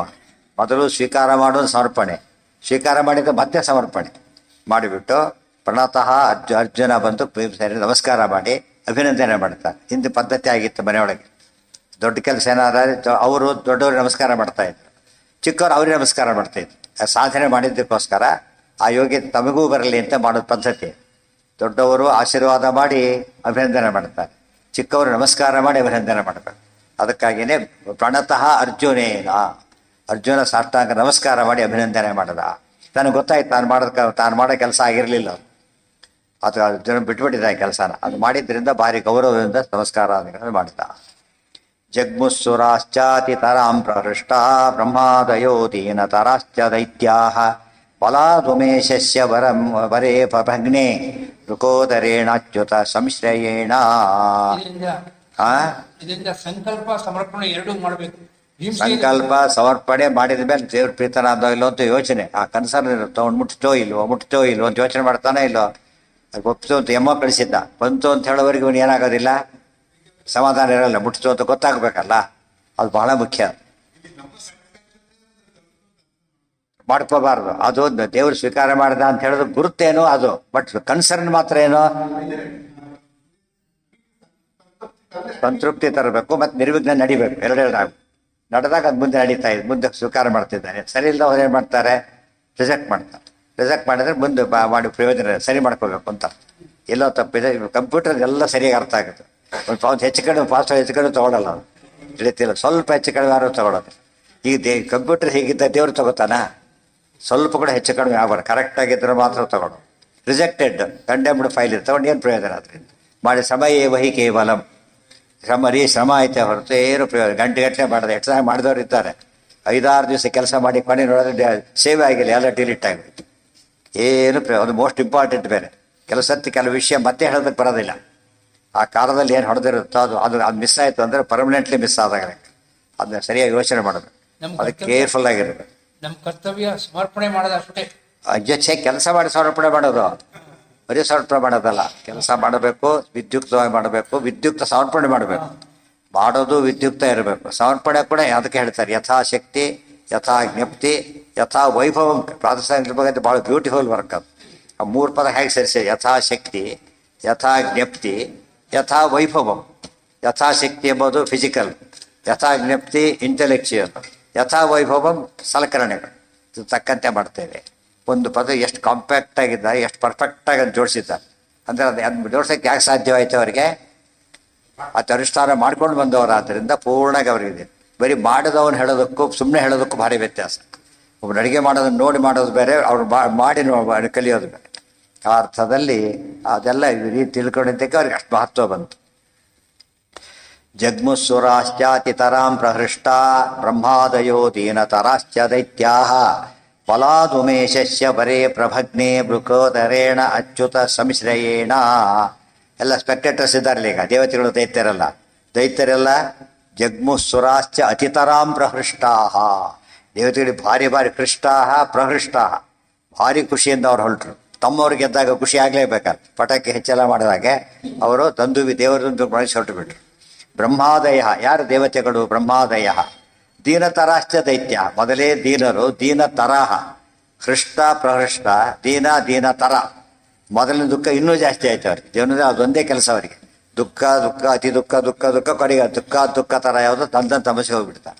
ಇವ್ರು ಹಾಗಲ್ಲ, ಹರ್ಷ ಪಡಿತಾ ಎಲ್ಲಿಗೆ ಹೋಗ್ತಾರೆ? ಮುಕ್ತ first year second year third year ಹೋದಾಗೆ ಅಲ್ಲಿಗೆ ಹೋಗ್ತಾರೆ. ಇವರು ಬಾಟಮ್ಗೆ ಹೋಗ್ತಾರೆ. ಅದಕ್ಕಾಗಿ ದೀನತರಾಶ್ಚ ದೈತ್ಯಾಹ ಬಲಾದುಮೇಶಸ್ಯ ವರೆ ಪ್ರಭಗ್ನೆ. ಬಲಾದುಮೇಶಸ್ಯ, ಯಾರಿಂದ? ಬಲ, ಭೀಮಸೇನ ದೇವರ ಬಲದಿಂದ. ಉಮೇಶಸ್ಯ ವರೇ ಪ್ರಭಗ್ನೆ, ರುದ್ರದೇವರ ವರ, ಇಂದ್ರದೇವರ, ಇಲ್ಲಿ ಸಾಕ್ಷಾತ್ ರುದ್ರದೇವರ ವರ ಎಲ್ಲವೂ ಕೂಡ ಭಗ್ನ ಅಲ್ಲ ಪ್ರಭಗ್ನ. ಸಾವಿಲ್ಲ ಅಂತ ಹೇಳಿದ್ರೆ ಅತಿ ದುರಂತದ ಸಾವು ಬೇರೆ ಕಂಡ. ಬರೀ ಸಾವಿಲ್ಲಲ್ಲ, ಏನು ಬರೀ ಫೇಲ್ ಆಗಲಿಲ್ಲ, 0 ತೊಗೊಂಡ್ಬಿಟ್ರೆ ಹಾಗೆ 34 ಫೇಲ್ ಆಗಿತ್ತಲ್ಲ, ಟೋಟಲ್ ಡಿಫಿಟ್, ಅದು ಟೋಟಲ್ ಡಿಕ್ಟೇನ್. ಅದಕ್ಕಾಗಿ ವೃಕೋದರೇಣ ಅಚ್ಯುತ ಸಂಶ್ರಯೇಣ. ವೃಕೋದರೇಣ ಯಾರಿಂದ ನಡೀತಿದ್ದು? ತಕ್ಷಣ ಅಚ್ಯುತ ಸಂಶ್ರಯ ಬಿಡೋದಿಲ್ಲ, ಕೃಷ್ಣನ ಆಶ್ರಯದಿಂದ. ಯಾವಾಗಲೂ ಆಚಾರ್ಯ ಎಲ್ಲಿ ಕೂಡ ಈ ಮಾತನ್ನು ಬಿಡೋದಿಲ್ಲ. ಯಾವ ಕಾಲಕ್ಕೂ ಸ್ವಲ್ಪ ದೊಡ್ಡ ಕೆಲಸ ಮಾಡಿದ ತಕ್ಷಣ ನಾನು ಮಾಡಿದ ಶುರುವಾಗಿಬಿಡತ್ತೆ, ಅದು ಅಂದ್ಕೊಳ್ಳೇಬಾರದು ಅಂತ ಹೇಳೋದಕ್ಕೆ ಸೇರಿಸ್ತಾನೆ. ಸುತೋ ಯಯೌ ಶರಣಂ ತಾನ್ ರಮೇಶ ಭೀಮಾರ್ಜುನಾನ್ ಸಹ ದೇವೋಶ್ಯ ಧೀಮಾನ್ ರಥಂ ಸ್ವಸಾರಂಚ ದದೌ ಸ ಮಾರುತೇಃ ನನಾಮ ಕೃಷ್ಣಂ ಪರಯಾ ಚ ಭಕ್ತ್ಯಾ. ಸುತಃ ಯಯೌ ಶರಣಂ ತಾನ್ ರಮೇಶ ಭೀಮಾರ್ಜುನಾನ್ ಸಹ ದೇವಃ ಅಸ್ಯ ಧೀಮಾನ್ ರಥಂ ಸ್ವಸಾರಂ ಚ ದದೌ ಸಹ ಮಾರುತೇಃ ನನಾಮ ಕೃಷ್ಣಂ ಪರಯಾ ಚ ಭಕ್ತ್ಯಾ. ಸುತಃ ಯಯೌ, ಮಗ ಅಂದರೆ ಅವನ ಮಗ, ಜರಾಸಂಧನ ಮಗ. ಶರಣಂ ಯಯೌ ತಾನ್, ಅವರಿಗೆಲ್ಲ ಶರಣಾಗತನಾದ. ಏನು ಮಾಡಲಿಲ್ಲ? ವಿರೋಧ ಮಾಡೋದಾಗಲಿ ಇದು ಮಾಡೋದಾಗಲಿ ಏನು ಮಾಡೋಕ್ಕೆ ಶರಣಾಗತನಾದ. ರಮೇಶ ಭೀಮಾರ್ಜುನಾನ್, ಯಾರ್ಯಾರು? ರಮೇಶ ಕೃಷ್ಣ, ಭೀಮಸೇನ ಭೀಮ, ಅರ್ಜುನ, ಮೂರು ಜನಗಳು ಶರಣಾಗತನಾದ. ಯಾರಾತ ಮಗ ಅಂದರೆ ಸಹದೇವ ಅಸ್ಯ ಸುತಃ ಸಹದೇವ. ಯಾರು ಅವನು? ಈಗ ಯಾಕೆ ಮಾಡಿದ ಅಂದರೆ ಧೀಮಾನ್, ಒಳ್ಳೆ ಬುದ್ಧಿವಂತ. ಧ್ಯೇಯೋನ ಪ್ರಚೋದಯಾತ್ ಮಾಡಿದಾಗ ಧೀಮಾನ್ ಆಗಿದ್ದ, ಸರಿಯಾದ ದಾರಿಯಲ್ಲಿ ನಡೆಯೋನಾದ್ರಿಂದ ಶರಣಾಗತನಾದ. ಪ್ರಹ್ಲಾದ ಕೂಡ ಏನು ಮಾಡ್ದ? ಹಿರಣ್ಯಕಶಿಪುವನ್ನು ಕೊಂದ ಮೇಲೆ ಶರಣಾಗತರಾಂದೇ ಹೊರತು ಪ್ರೊಟೆಸ್ಟ್ ಮಾಡಲಿಲ್ಲ. ನಾನು ವಿರೋಧ ಮಾಡ್ತೀನಿ ಅಲ್ಲ, ಸುಮ್ಮನಿರ್ತೀನಿ ಅಲ್ಲ, ಸಂತೋಷ ಪಡ್ತೀನಿ. ಮೋದೇತ ಸಾತುರಪಿ ವೃಶ್ಚಿಕ ಸರ್ಪ ಹತ್ಯ, ಸಂತೋಷವಾಯಿತು ಅಂತ ಹೇಳಿದ. ಸ್ವಂತ ತನ್ನ ತಂದೆ ಮೃತನಾದಾಗ ಸಂತೋಷಪಟ್ಟ. ಯಾತಕ್ಕೆ? ಅವ್ರು ದುಷ್ಟ. ಅವರು ಹಾವು ಚೇಳುಗಳಿಗೆ ಹೋಲಿಸ್ತಾನೆ. ಹಾವು ಚೇಳು ಸತ್ತಾಗ ಹೇಗೆ ಸಂತೋಷ ಪಡಬೇಕು, ಹಾಗೆ ನನಗೆ ಸಂತೋಷವಾಗಿದೆ ಹೊರತು ದುಃಖ ಆಗಿಲ್ಲ ಅಂತ ಹೇಳ್ತಾರೆ. ಈತರು ದುಃಖ ಸಹದೇವ, ಆತ ಪ್ರಹ್ಲಾದ. ಅಂದರೆ ಇದೇನಾಗ್ತ, ಈಗ ನಮ್ಮ ಬಂಧು ಬಾಂಧವರಿಗೆ ಕೆಟ್ಟದಾತ ನಾವು ಭಾರಿ ಮಾಡಿದವ್ರು ಬೈತೀವಿ, ಕೆಟ್ಟದ್ದು ಮಾಡಿದ್ರೆ ಖುಷಿ ಪಡುತ್ತೆ. ಆದರೆ ಇವತ್ತು ಬಂಧು ಬಾಂಧವರೇ ಆಗಿರಲಿ, ಅದು ಮುಖ್ಯ ಆಗಬಾರ್ದು. ಏನಾಗಬೇಕು? ಪಕ್ಕದವನೇ ರ್ಯಾಂಕು, ಸಂತೋಷ ಪಡಲೇಬೇಕು. ಯಾತಕ್ಕೆ? ಮೆರಿಟ್ ಅದು ಅಷ್ಟೇ, ಏನು ಮಾಡಾಗಿಲ್ಲ, ವೆರಿ ಗುಡ್ ಅಂತೇಳಿ. ಅಂಥವ್ನು ಪಕ್ಕದಲ್ಲಿ ಇದ್ದಾದ್ಮೇಲೆ ಗ್ರೇಟ್ ಥಿಂಗ್.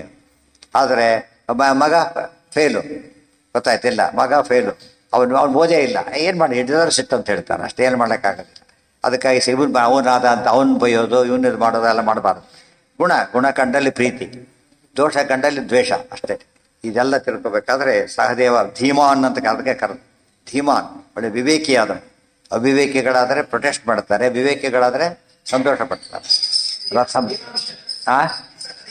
ನಿನ್ನೆನೆ ಬಂತಲ್ಲ, ಮರ್ತು ಬಿಟ್ರಾ? ನಿನ್ನೆನೆ ಬಂದಿತ್ತಲ್ಲ ಪಾಪ, ಇವತ್ತು ನಿನ್ನೆ ನೋಡಿದ್ರೆ ಮರ್ತು ಬಿಟ್ರೆ ಏನಂತಾರ ಅವರು? ವರ್ಷಗಟ್ಟಲೆ ಆಗಿಲ್ಲ, ಇನ್ನು ಈಗ ಸ್ವಲ್ಪ ಯಾರು ಬರ್ತೆ ಅಂತ ಕೇಳಿದ್ರೆ ಬಂದಿದ್ದಾಗ ಅಟೆಂಡೆನ್ಸ್ ವೆರಿ ಮೂಮೆಂಟ್ ಹಾಕ್ಬೇಕಾಗ್ತದಾಗ. ಮರ್ತವ್ರು ಇನ್ನು ಮತ್ತೆ ಬರೀ ಅಟೆಂಡೆನ್ಸ್ ತೊಗೊಳ್ಳೋದೇ ಆಗಿಬಿಡತ್ತೆ ಹೊರತು ಮುಂದೆ ಹೋಗೋದೇ ಇಲ್ಲ. ನಿನ್ನೆನೆ ಹೇಳಿದ್ದಾರೆ. ಯಾರ ಅವತಾರ? ಪತ್ರತಾಪಾಖ್ಯ ರುದ್ರಂ ಅಂತ ಹೇಳಿದ್ದೆ. ಅಂದರೆ ಹೇಳಿದೆ, ನಿನ್ನ ಡೀಟೇಲಾಗಿ ಹೇಳಿದೆ. 2 ಪಕ್ಷದಲ್ಲಿ ಇದ್ದ ಅದೆಲ್ಲ ಹೇಳಿದೆ. ಅಷ್ಟು ಬರ್ತು ಬಿಟ್ರೆ ಅದಕ್ಕೆ ಸಹದೇವ ದೇವಾಂಶನಾಗಿದ್ದಕ್ಕೇನೆ ಧೀಮಾನ್ ಅಂತ ಕರ್ತೀವಿ. ರಥಂ ಸಸಾರಂಚ ತತೌ ಸ ಮಾರುತೇಹೇ ಬರೀ ಸುಮ್ಮನೆ ಸಂತೋಷಪಟ್ಟಿದ್ದಲ್ಲ. ರಥಂ ಸಮರ್ಪಯಾಮಾಸ ಸಸಾರಂಚ ರಥವನ್ನು ಸಮರ್ಪಣೆ ಮಾಡ್ದ. ಬೃಹತ್ ರಥ. ಆ ರಥ ಸಾಮಾನ್ಯ ರಥ ಅಲ್ಲ ಅದು. ಮುಂದೆ ಹೇಳ್ತಾರೆ ಏನು ಅಂತ ಹೇಳ್ತಾರಂತ. ಅಪೂರ್ವ ರಥ ಅದು ಅರ್ಪಣೆ ಮಾಡ್ತಾನೆ. ಅಂದರೆ ಅರ್ಥ ಏನೋ ಹೃದಯಪೂರ್ವಕ ಏನೋ ಕೊಟ್ಟ ಅಂದ್ರಲ್ಲ, ಬೆಸ್ಟ್ ಕೊಟ್ಟ ಅಂದ್ರೆ ಏನರ್ಥ? ಭಾರಿ ಸಂತೋಷಪಟ್ಟಿದ್ದಾನೆ ಅಂತ ಅರ್ಥ. ಸ್ವಸಾರಂ ಸ್ವಸಾರಂ ಏನು ಕೊಟ್ಟ? ತನ್ನ ತಂಗಿಯನ್ನು ಮದುವೆ ಮಾಡಿಕೊಟ್ಟ. ಜರಾಸಂಧನ ಮಗಳು ಭಾರಿ ಒಳ್ಳೆಯವಳು. ಅದಕ್ಕೇನೆ ಯಾರಿಗೆ ಭೀಮಸೇನದೇವರು ಅರ್ಪಿಸಿಬಿಟ್ಟ ಸ್ವೀಕಾರ ಮಾಡಬೇಕು ಅಂತೇಳಿ. ಆಗ ಸ್ವಸಾರಂಚ ದದೌಸ ಮಾರುತೇಹೇ ಭೀಮನಿಗೆ ಕೊಟ್ಟಿದ್ದು. ನನಾಮ ಕೃಷ್ಣಂ ಪರಯಾಚ ಭಕ್ತಿ. ಕೃಷ್ಣಗೇನು ಕೊಡಲಿಲ್ಲ. ಯಾತಕ್ಕೆ? ಅದು ಭಾರಿ ಆಶ್ಚರ್ಯ. ಅದು ಯಾತಕ್ಕೆ ಕೊಡೋ ಯೋಗ್ಯತೆ ಇಲ್ಲ, ಕೃಷ್ಣನಿಗೆ ಕೊಡಲಿಕ್ಕೆ ಸಾಧ್ಯವೇ ಇಲ್ಲ. ಅದರಿಂದಾಗಿನೇ ಯಾರಿಗೆ ಕೊಟ್ಟಿದ್ದು? ಭೀಮನಿಗೆ ಕೊಟ್ಟು ಕೃಷ್ಣ ಅರ್ಪಣೆ ಬೇಕು ಕೊಟ್ಕೋತಾರೆ. ನಮಗೇನು ಹೋಗುತ್ತೆ ಅಂತ. ತುಂಬ ಉಪಕಾರ ಮಾಡಿದವರಿಗೆ ಏನು ಕೊಡ್ಲಿಕ್ಕೂ ಸಾಧ್ಯ ಆಗೋದಿಲ್ಲ. ಯಾಕೆ? ಅದು ಮಾಡಿದ ಉಪಕಾರ ಭಾರಿ ದೊಡ್ಡದಾದ್ರಿಂದಾಗಿನೇ ಅದೇನಂತ ಹೇಳ್ತಾರೆ, ಕೊಡೋದೇ ದಡ್ತನ. ಎಷ್ಟೋ ಸಲ ಕೊಡೋದೇ ಭಾರಿ ದಡ್ತನ ಆಗುತ್ತೆ. ಕೊಡದೇ ಇರುತ್ತೆ. ಕೊಡ್ಲಿಕ್ಕಾಗೋದಿಲ್ಲ ಅಂತ ಹೇಳೋದೇ ಒಳ್ಳೇದು. ಕೊಡ್ಲಿಕ್ಕಾಗೋದಿಲ್ಲ ಅಂದರೆ ಸರಿ, ಆದರೆ ಸ್ವಲ್ಪ ಕೊಟ್ಟು ಇದು ಮಾಡೋದು ಅದನ್ನ ಜಾಸ್ತಿ ತಿಳ್ಕೊಡೋದು ಇನ್ನೂ ತಪ್ಪಾಗ. ಇದು ನೈವೇದ್ಯ ಏನೇ ಮಾಡ್ಬೇಕಾದ್ರೂ ಕಾನ್ಸೆಪ್ಟ್ ಇರಬೇಕು. ದೇವ್ರಿಗೆ ಏನು ಕೊಡೋದಿದ್ರು ಕೂಡ ನಮ್ಮ ಕರ್ತವ್ಯ ಅಂತ ಕೊಡಬೇಕೆ ಹೊರತು ನಿಜವಾಗ್ಲೂ ದೇವರಿಗೆ ಏನಲ್ಲ. ಅದು ಯಾವ ದೃಷ್ಟಿಯಾದ್ರೂ ಮ್ಯಾಚಿಂಗ್. ಕೋಟಿ ರೂಪಾಯಿ ಸಾವಿರಾರು ಕೋಟಿ ಇರೋನು 10 ರೂಪಾಯಿ ಕೊಟ್ಟು ಏನು ಮಾಡೋಕ್ಕೆ ತೊಗೊಂಡವನು? ಆದರೂ ಇಸ್ಕೊತಾರೆ ಅಂದರೆ ಎಷ್ಟು ಕರುಣಾನಿಧಿ ಪರಮಾತ್ಮ. ಅಲ್ಲೇನು ತದಹಂ ಭಕ್ತ್ಯುಪರತಮಸ್ಯಾಮಿ ಪ್ರಯತಾತ್ಮನಃ ಕೃಷ್ಣಂ ಪರಯಾಚ ಭಕ್ತ್ಯ. ಎಷ್ಟೋ ಸತ್ಯ ನೋಡಿದ್ದೀರಿ ನೀವು. ಯಾರದ ಮನೆಗೆ ಹೋಗ್ತಾ ವಾರಗಟ್ಟಲೆ ಇರ್ತಾನೆ, ಅಲ್ಲಿ ಭಾರಿ ಸಂತೋಷದಿಂದ ಆತಿಥ್ಯ ಮಾಡಿರ್ತಾನೆ. ವಾಪಸ್ ಹೋಗ್ಬೇಕೀಗ. ಏನು ಕೊಡಬೇಕೀಗ? ದುಡ್ಡು ಕಾಸು ಕೊಡೋಕ್ಕೆ ಸಾಧ್ಯ ಇಲ್ಲ. ಕೇಳಿದ್ರೆ ವಿಶ್ವಾಸ ಅಲ್ಲ. ಅವರಿಗೆ ಒಂದು 500-1000 ಕೊಟ್ಟರೆ ಉಪಯೋಗ ಇಲ್ಲ. ಅವ್ರ ಮಕ್ಕಳ ಕೈಲಿ ಏನು ಮಾಡಿಬಿಡ್ತಾರೆ? ದುಡ್ಡು. ಅದೇ ಹಿಂದಿನ ಕಾಲದ ಪದ್ಧತಿ. ಈಗ ಅದು ಕೊಡೋದಿಲ್ಲ ಅಂತ ಕಡಿಸೋದು ಗೊತ್ತಿಲ್ಲ. ಹಿಂದೆಲ್ಲ ಏನು ಮಾಡ್ತಾ ಇದ್ರು? ಊರಿಗೆ ಬಂದರೆ ಮಕ್ಕಳೆಲ್ಲ ಕಾಯ್ತಾ ಕೂತಿರೋದು. ಅವ್ರು ಹೋಗ್ತಾ ಕೊಟ್ಟು ಹೋಗ್ತಾರೆ ಇರುತ್ತೆ. ಮತ್ತೆ ಊರಿಗೆ ಒಂದು ನಮಸ್ಕಾರ ಮಾಡಿದ್ದೆ ಮಕ್ಕಳೆಲ್ಲ. ಯಾತಕ್ಕೆ? ಕೊಡೋವರಿಗೂ. ಇನ್ನು ಕೊಟ್ಟಿಲ್ಲ ನಮಸ್ಕಾರ ಮಾಡಿ ನೋಡಿಲ್ಲ ಅಂತ. ಅದಕ್ಕೆ ಅವ್ರಿಗೇನು ಕೊಡಲ್ಲ. ಯಾಕೆ? ಅವ್ರು ಮಾಡಿದ್ದಕ್ಕೆ ಸಾಧ್ಯ ಇಲ್ಲ. ಸುಧಾಮ ಹಾಗೆ ಅವ್ರು ಏನು ಕೊಡೋದಕ್ಕೆ ಇಷ್ಟೆಲ್ಲ ಮಾಡಿದವನಿಗೆ. ಇದು ಅರ್ಥ ಮಾಡಿಕೊಂಡೆ ಎಷ್ಟು ಬ್ಯೂಟಿಫುಲ್ ಸೈಕಾಲಜಿ. ಅದನ್ನ ಅರ್ಥ ಮಾಡಿ ದೇವ್ರಿಗೆ ಮಾಡಿ ಕೊಡ್ತೀವಿ ಅಂತ ಹೇಳ್ಕೊಂಡೆ ದಡ್ತಾರೆ. ಅದಕ್ಕೆ ನಾವು ದೇವ್ರ ಸಂತೋಷ ಆಗೋದಿಲ್ಲ. ಆದ್ದರಿಂದ ದೇವ್ರ ಭಕ್ತರಿಗೆ ಕೊಟ್ಟರೆ ಏನಾಗುತ್ತದ? ಎಲ್ಲ 5-6 ಮಕ್ಕಳು ಎಲ್ಲ ಸ್ವಲ್ಪ ಕೈ ಇಟ್ಬಿಟ್ಟ. ಹಿಂದೇನು ₹1 ಆ ಥರ ಕೊಡ್ತಿದ್ದಿದ್ದು ಅಷ್ಟೇ. ಏನಾಗ್ತಿತ್ತು ಅವ್ರಿಗೆ? ನಮ್ಮ ಮಕ್ಕಳಿಗೆ ಕೊಟ್ಟು ಭಾರಿ ಖುಷಿ ಅವ್ರಿಗೆ. ಈ ಮಾತು ಅರ್ಥ ಮಾಡಿ. ಅದಕ್ಕೆ ರಂಗನಿನ್ನ ಕೊಂಡಾಡುವ ಮಂಗಳಾತ್ಮ ಭಕ್ತರ ಸೇವೆಗೆ ಯಾತಕ್ಕೆ ಮಹತ್ವ ಬಂತು ಅಂದರೆ ದೇವ್ರು ನಮಗೆ ಡೈರೆಕ್ಟ್ ಆಕ್ಸೆಸ್ ಆಗೋದಿಲ್ಲ, ಕೊಡ್ಲಕ್ಕೆ ಬರೋದಿಲ್ಲ ನಮಗೆ. ಅದರಿಂದಾಗಿಯೇ ಅವ್ರು ಸಂಬಂಧಪಟ್ಟವ್ರಿಗೆ ಕೊಟ್ಟರೆ ಭಾರಿ ಅನುಕೂಲ. ಸಂಬಂಧಪಟ್ಟವ್ರು ಯಾರು? ಭಕ್ತರು. ದೇವರಿಗೆ ಬಂಧುಗಳು ಅಂತಿಲ್ಲ, ಬೇರೆ ಭಕ್ತರೇ ಬಂಧುಗಳು. ಆದ್ದರಿಂದ ಆ ರೀತಿ ಮಾಡ್ತಾನೆ. ರಥೋ ಹಿ ಅಸೌ. ಹ್ಯಾಕ್ ಕೊಟ್ಟ? ಪರಯಾಚ ಭಕ್ತ್ಯ. ಭಕ್ತಿಯಿಂದ ಒಳಗೆ ದ್ವೇಷ ಇಟ್ಕೊಂಡು ಸುಳ್ಳೆ ನಮಸ್ಕಾರ ಮಾಡಿದ್ದಲ್ಲ, ನಿಜವಾಗಲೂ ಭಕ್ತಿಯಿಂದ ಮಾಡ್ದ. ಪರಯಾ ಭಕ್ತ್ಯ. ತಾನು ಎಷ್ಟು ಭಕ್ತಿ ಮಾಡೋಕ್ಕೆ ಸಾಧ್ಯ ಇತ್ತೋ ಅಷ್ಟು ಸಾಧ್ಯ ಎಲ್ಲ ಕೊಟ್ಟಿದ್ದೇನೆ. ತಾನು ಕೊಡೋ ದೃಷ್ಟಿ ಎಲ್ಲ ಕೊಟ್ಟಿದ್ದೇನೆ ಅಂತ ಅರ್ಥ. ರಥೋ ಹ್ಯಸೌ ವಸುನಾ ವಾಸುದೇವಾತ್ ಶಕ್ರಾಂತರಾಪ್ತೋ ವಸುವಂಶಜತ್ವಾತ್ ಜರಾಸುತಸ್ಯಾಸ ವೃಕೋದರಸ್ತಂ ಹರೇ ರಥಂ ಪ್ರಾರ್ಪಯಾಮಾಸ ತಸ್ಮೈ. ರಥ ಹಿ ಅಸೌ. ರಥ ಹಿ ಅಸೌ ವಸುನಾ ವಾಸುದೇವಾತ್ ಶಕ್ರಾಂತರ ಆಪ್ತಃ ವಸುವಂಶಜತ್ವಾತ್ ಜರಾಸುತಸ್ಯ ಆಸ ವೃಕೋದರಃ ತಂ ಹರೇಃ ರಥಂ ಪ್ರಾರ್ಪಯಾಮಾಸ ತಸ್ಮೈ. ರಥ ಯಾವುದು ಗೊತ್ತಾ? ವಾಸುದೇವಾತ್. ಕೃಷ್ಣಂದೇ ರಥ. ಮೂಲತಃ ದೇವರದೇ ರಥ. ಚಕ್ರಸಂಕಾದಿಗಳು ಹೇಗೆ ಸಾಂಶನೋ, ರಥ ಕೂಡ ಏನದು? ಅದು ಸಾಂಶ. ಅದನ್ನು ಕೃಷ್ಣ ಯಾರಿಗೆ ಕೊಟ್ಟಿದ್ದ? ಶಕ್ರಾಂತರ ಇಂದ್ರದೇವರಿಗೆ ಕೊಟ್ಟಿದ್ದ. ಅದನ್ನು ವಸು ಈ ಉಪರಿಚಾರ ವಸು ಇದು ಆತಗೆ ಬಂದಿತ್ತು. ಆತನ ಮಗ ಆಗಿದ್ದ ಆ ವಂಶದಲ್ಲಿ ಬಂದಿದ್ದರಿಂದ ಬೃಹದ್ ರಥ ಆ ವಂಶದಲ್ಲಿ ಬಂದಿದ್ದ. ಅವನ ಮಗ ಜರಾಸಂಧ, ಅದಕ್ಕಂತ ಬಂದಿದ್ದು. ಒಳ್ಳೆ ಸಾಲಿಗ್ರಾಮ, ಎಲ್ಲೆಲ್ಲೂ ಸಿಗೋದಿಲ್ಲ. ಇವನಿಗೆ ಪೂಜೆ ಮಾಡೋದು ಕೂಡ ಗೊತ್ತಿಲ್ಲ ಇವನಿಗೆ. ದ್ವೇಷ ಇವನು. ಆದರೂ ಕೂಡ ಎಲ್ಲಿಂದ ಬಂದಿದ್ದ? ವಂಶ ಪಾರಂಪರ್ಯ ಬಂದಿತ್ತ. ಅವ್ರಿವ್ರಿಗೆ ಕೊಟ್ಟು ಅವ್ರು ಯಾರೋ ಸ್ವಾಮಿಗಳು ಯಾರೋ ಕೊಟ್ಟಿರ್ತಾರೆ, ಇಲ್ಲಿ ಬಂದು ಕೂತಿರುತ್ತೆ. ಅವ್ರು ಮುಟ್ಟಿ ಕೂಡ ಮುಟ್ಟಿರೋದಿಲ್ಲ. ಯಾರೋ ಬಂದಾಗ ಒಪ್ಪಿಸ್ಬಿಟ್ರೆ ಹಾಗೋ ಹಾಗೆ ರಥನ ಮಿಸ್ಯೂಸ್ ಮಾಡ್ತಾ ಇದ್ದವು. ಈಗೇನಾಯ್ತು? ಈಗ ರಥವನ್ನು ಅರ್ಪಣೆ ಮಾಡೋದ ಕೃಷ್ಣ. ಅದು ಒಟ್ಟೇನು ಕೃಷ್ಣಂದೇ ರಥ. ಅದು ಕೃಷ್ಣನಿಗೆ ಕೊಟ್ಟಿತ್ತು ಅಂದರೆ ಯಾರೇ ಏನೇ ಮಾಡಿದ್ರು ಕೂಡ ಕೆರೆ ನೀರನ್ನು ಕೆರೆ ನಮ್ಮದಾಗಿ ಏನನ್ನು ಕೊಡ್ತೀವಿ ಅಂತ ತಿಳ್ಕೊಳ್ಳೋಕೆ ಹೋಗಲೇಬಾರದು. ಯಾವುದೋ ಕಾಲಕ್ಕೆ ಬಂದಿತ್ತು ದೇವರಿಂದ ಮತ್ತೆ ಹೋಯ್ತು ಅಷ್ಟೇ. ಈಗಲೇ ಬರೋದು, ಯಾವಾಗಲೂ ಬರೋದು, ಯಾರಿಂದನೋ ಬರೋದು ಎಲ್ಲ ಯಾರೇ ಕೊಟ್ಟು ದೇವರು ಕೊಟ್ಟಿದ್ದು. ಇದು ಸರಿಯಾಗಿ ಅರ್ಥ ಮಾಡಿಕೊಂಡ್ರೆ ಎಷ್ಟು ಎಲ್ಲ ತತ್ವ ಇದೆ. ಮೇಲೆ ಕಥೆ ಕಂಡ ಕಾಣುತ್ತೆ, ಪೂರ್ತಿ ಫಿಲಾಸಫಿ ಹೇಳ್ತಾ ಇದ್ದಾರೆ. ಸಹದೇವ ಆ ಅವನೇ ಸೋಮದತ್ತ. ಹೌದು, ಈ ಮಹಾಭಾರತ ಯುದ್ಧದಲ್ಲಿ ಎರಡು ರೂಪದಿಂದಲೂ ಯುದ್ಧ ಮಾಡಿ ಎರಡು ರೂಪದಲ್ಲೂ ಸಾಯ್ತಾನೆ. ಎರಡು ರೂಪದಲ್ಲಿದ್ದ, ಎರಡು ರೂಪದಲ್ಲೂ ಸಾಯ್ತಾನೆ. ಸಹದೇವನಾಗಿಯೂ ಸಾಯ್ತಾನೆ. ಈ ಪಾಂಡವರು ಸಹದೇವಲ್ಲ ಅಂತ ಹೇಳಿದೆ. ಮತ್ತೆ ಅಲ್ಲಿದ್ದು ಪತ್ರತಾಪ ಸೋಮದತ್ತನಾಗಿಯೂ ಸಾಯ್ತಾನೆ. ಆದ್ದರಿಂದ ಈ ಎರಡು ಕಡೆಯೂ ಸೋಲ್ತಾನೆ, ಎರಡು ಕಡೆಯೂ ಸಾಯ್ತಾನೆ. ಆದ್ರೆ ಆತನಿಗೆ ಪಾಪ ಬರಲಿಲ್ಲ, ಅನುಸಂಧಾನ ಇತ್ತು, ಆದ್ದರಿಂದ ಪಾಪ ಬರಲಿಲ್ಲ. ಹೌದು. ರಥೋಹ್ಯಸೌ ಚಕ್ರಾಂತರ ಅಂದ್ರೆ ಏನು? ತ್ರು ಅಂತ ಅರ್ಥ. ಇಂದ್ರದೇವರ ಮೂಲಕವಾಗಿ ವಸುವಿಗೆ ಬಂದು ಅವರ ವಂಶದಲ್ಲಿ ಬಂದಿದ್ದರಿಂದ ಬೃಹದ್ರತೆಯಲ್ಲಿ ಬಂದು ಅವನಿಂದ ಜರಾಸುತನೇ ಬಂದಿದ್ದು. ಜರಾಸುತಸ್ಯಾಸ ವೃಕೋದರಸ್ತಂ ಹರೇರಥಂ ಪ್ರಾರ್ಪಯಾಮಾಸ ತಸ್ಮೈ. ಒಟ್ಟು ಮೂಲ ಕೃಷ್ಣಂದರತಾನೆ. ಭೀಮಸೇಂದ್ರ ಏನು ತಾವಿಟ್ಟುಕೊಳ್ಳಿಲ್ಲ, ಯಾರಿಗೆ ಕೊಟ್ಟರು ಅದನ್ನ? ಕೃಷ್ಣಾರ್ಪಣ. ಇಲ್ಲೂ ಹಾಗೇನೆ, ಎಂದು ಅವರು ವಾಯುದೇವರ ವೈಶಿಷ್ಟ್ಯ. ತಾವು ಏನೇ ಬಂದರೂ ಅದು ಬಕಾಸುರ ಪ್ರಸಂಗ, ಅನ್ನ ಒಪ್ಪಿಸಿದ್ರು, ತಿಂದು ಹಾಕಿಬಿಟ್ರು. ಕೃಷ್ಣಾರ್ಪಣ ಅಂತ ಹೇಳಿದ್ರೆ ತಗೊಂಡು ಕೃಷ್ಣಾರ್ಪಣ ನೈವೇದ್ಯ ಮಾಡಿ. ಅಷ್ಟು ದಿವಸ ನೈವೇದ್ಯ ಇಲ್ಲ, ಅನ್ನ ತಿಂತ ಇದ್ದ ಅವನು ಬಕಾಸುರ. ಇವ್ರು ನೈವೇದ್ಯ ಮಾಡಿ ತಾವೇ ತಿಂದು. ಇದು ಅರ್ಥ ಮಾಡಿಕೊಂಡ್ರೆ ಅವ್ರ ಕೈಲಿ ಏನು ಕೊಟ್ಟರು ಫಸ್ಟ್ ಎಲ್ಲಿ ಹೋಗುತ್ತೆ ಅದು? ರಾಯರು ಏನು ಮಾಡಿದ್ರು? ಎಲ್ಲ ಜಪ ಮಾಡ್ತಾ ಕೂತಿದ್ರು. ರಾಜ ಬಂದ, 12 ವರ್ಷ ಅನ್ನ ನೀರು ಕೊಟ್ಟಿದ್ದಾರೆ ಅಂತೇಳಿ ರತ್ನಹಾರ ಕೊಟ್ಟ. ತೊಗೊಂಡ್ರು, ಅಗ್ನಿಯಲ್ಲಿ ಹಾಕಿಬಿಟ್ಟು. ಯಾಕೆ ದೇವರಿದ್ದಾರೆ ಪರಶುರಾಮ. ಇವರು ಬೆಂಕಿ ಅಂತ ತಿಳ್ಕೊಂಡ. ಅವರು ಪರಶುರಾಮ ದೇವರು ನೋಡಿದ್ದು ಪ್ರಾಣಾಗ್ನಿ, ಒಳಗೆ ವಾಯುದೇವರು ಬೇರೆ ಇದ್ದಾರೆ. ಇದೆಲ್ಲ ದೊಡ್ಡವ್ರ ಲಕ್ಷಣ ಇದು. ಭಾಗವತರ ಸಂಪ್ರದಾಯ ಎಲ್ಲ ಫಸ್ಟ್ ಏನ್ ಮಾಡ್ತಾರೆ? ಅದನ್ನ ಕೃಷ್ಣಾರ್ಪಣ. ಬಹಳ ಮುಖ್ಯವಾದ ತತ್ವಗಳನ್ನ ತಿಳ್ಕೊಂಡಿರ್ಬೇಕು. ಏನ ಅದಕ್ಕೆ ಅರ್ಪಣೆ ಮಾಡಿದ್ರು ಅಂತ ಅರ್ಥ. ಇಲ್ಲೋರು ಯಾಕೆ ಸಾರಿ ಅಂದ್ಬಿಡ್ತಿದ್ರು ಅಷ್ಟೇ. ಗೊತ್ತಾಯ್ತಾ? ಬಿಸಾಕಿದ್ದಲ್ಲ, ಅರ್ಪಣೆ ಮಾಡಿದ್ರು, ಕೊಟ್ಟರು ಅಷ್ಟೇ. ಬೇರೆ ನಿಮ್ಗೆ ಸಾಕಾಗಲಿಲ್ಲ, ತಗೋ ಹಾಗಿದ್ರೆ ಮತ್ತೆ ಹೋಗ್ಕೊಂಡು ಮತ್ತೆ ಹಾಕೊಂಡು. ಜರಾಸುತಸ್ಯಾಸ ವೃಕೋದರಸ್ತಂ ಹರೇರಥಂ ಪ್ರಾರ್ಪಯಾಮಾಸ ತಸ್ಮೈ ಕೃಷ್ಣೋಸ್ಮರದ್ ಗರುಡಂ ಸಧ್ವಜೇ ಭೂತ್ ರಥಂ ಕೃಷ್ಣೋ ಅಥಾರುಹತ್ ಪಾಂಡವಾಭ್ಯಾಂ ಭೀಮಃ ಕನ್ಯಾಂ ಸಹ ದೇವಶ್ಚ ಹೇತೋಃ ಸಮಗ್ರಹೀತ್ ಅನುಜಶ್ಚಾತ್ಮನಃ ಸಹ. ಕೃಷ್ಣಃ ಅಸ್ಮರದ್ ಗರುಡಂ ಸಹ ಧ್ವಜೇ ಅಭೂತ್ ರಥಂ ಕೃಷ್ಣಃ ಅಥ ಆರುಹತ್ ಪಾಂಡವಾಭ್ಯಾಂ ಭೀಮಃ ಕನ್ಯಾಂ ಸಹದೇವಸ್ಯ ಹೇತೋಃ ಸಮಗ್ರಹೀತ್ ಅನುಜಸ್ಯ ಆತ್ಮನಃ ಸಹ. ಕೃಷ್ಣ ಅಸ್ಮರದ್ ಗರುಡಂ, ಕೃಷ್ಣ ಗರುಡ ಅಂತ ಕರೆದ. ಗರುಡ ಬಂದು ಮೇಲೆ ಕುತ್ಕೊಂಡ. ಗರುಡ ಧ್ವಜ ಆಗ್ಬೇಕಂತ.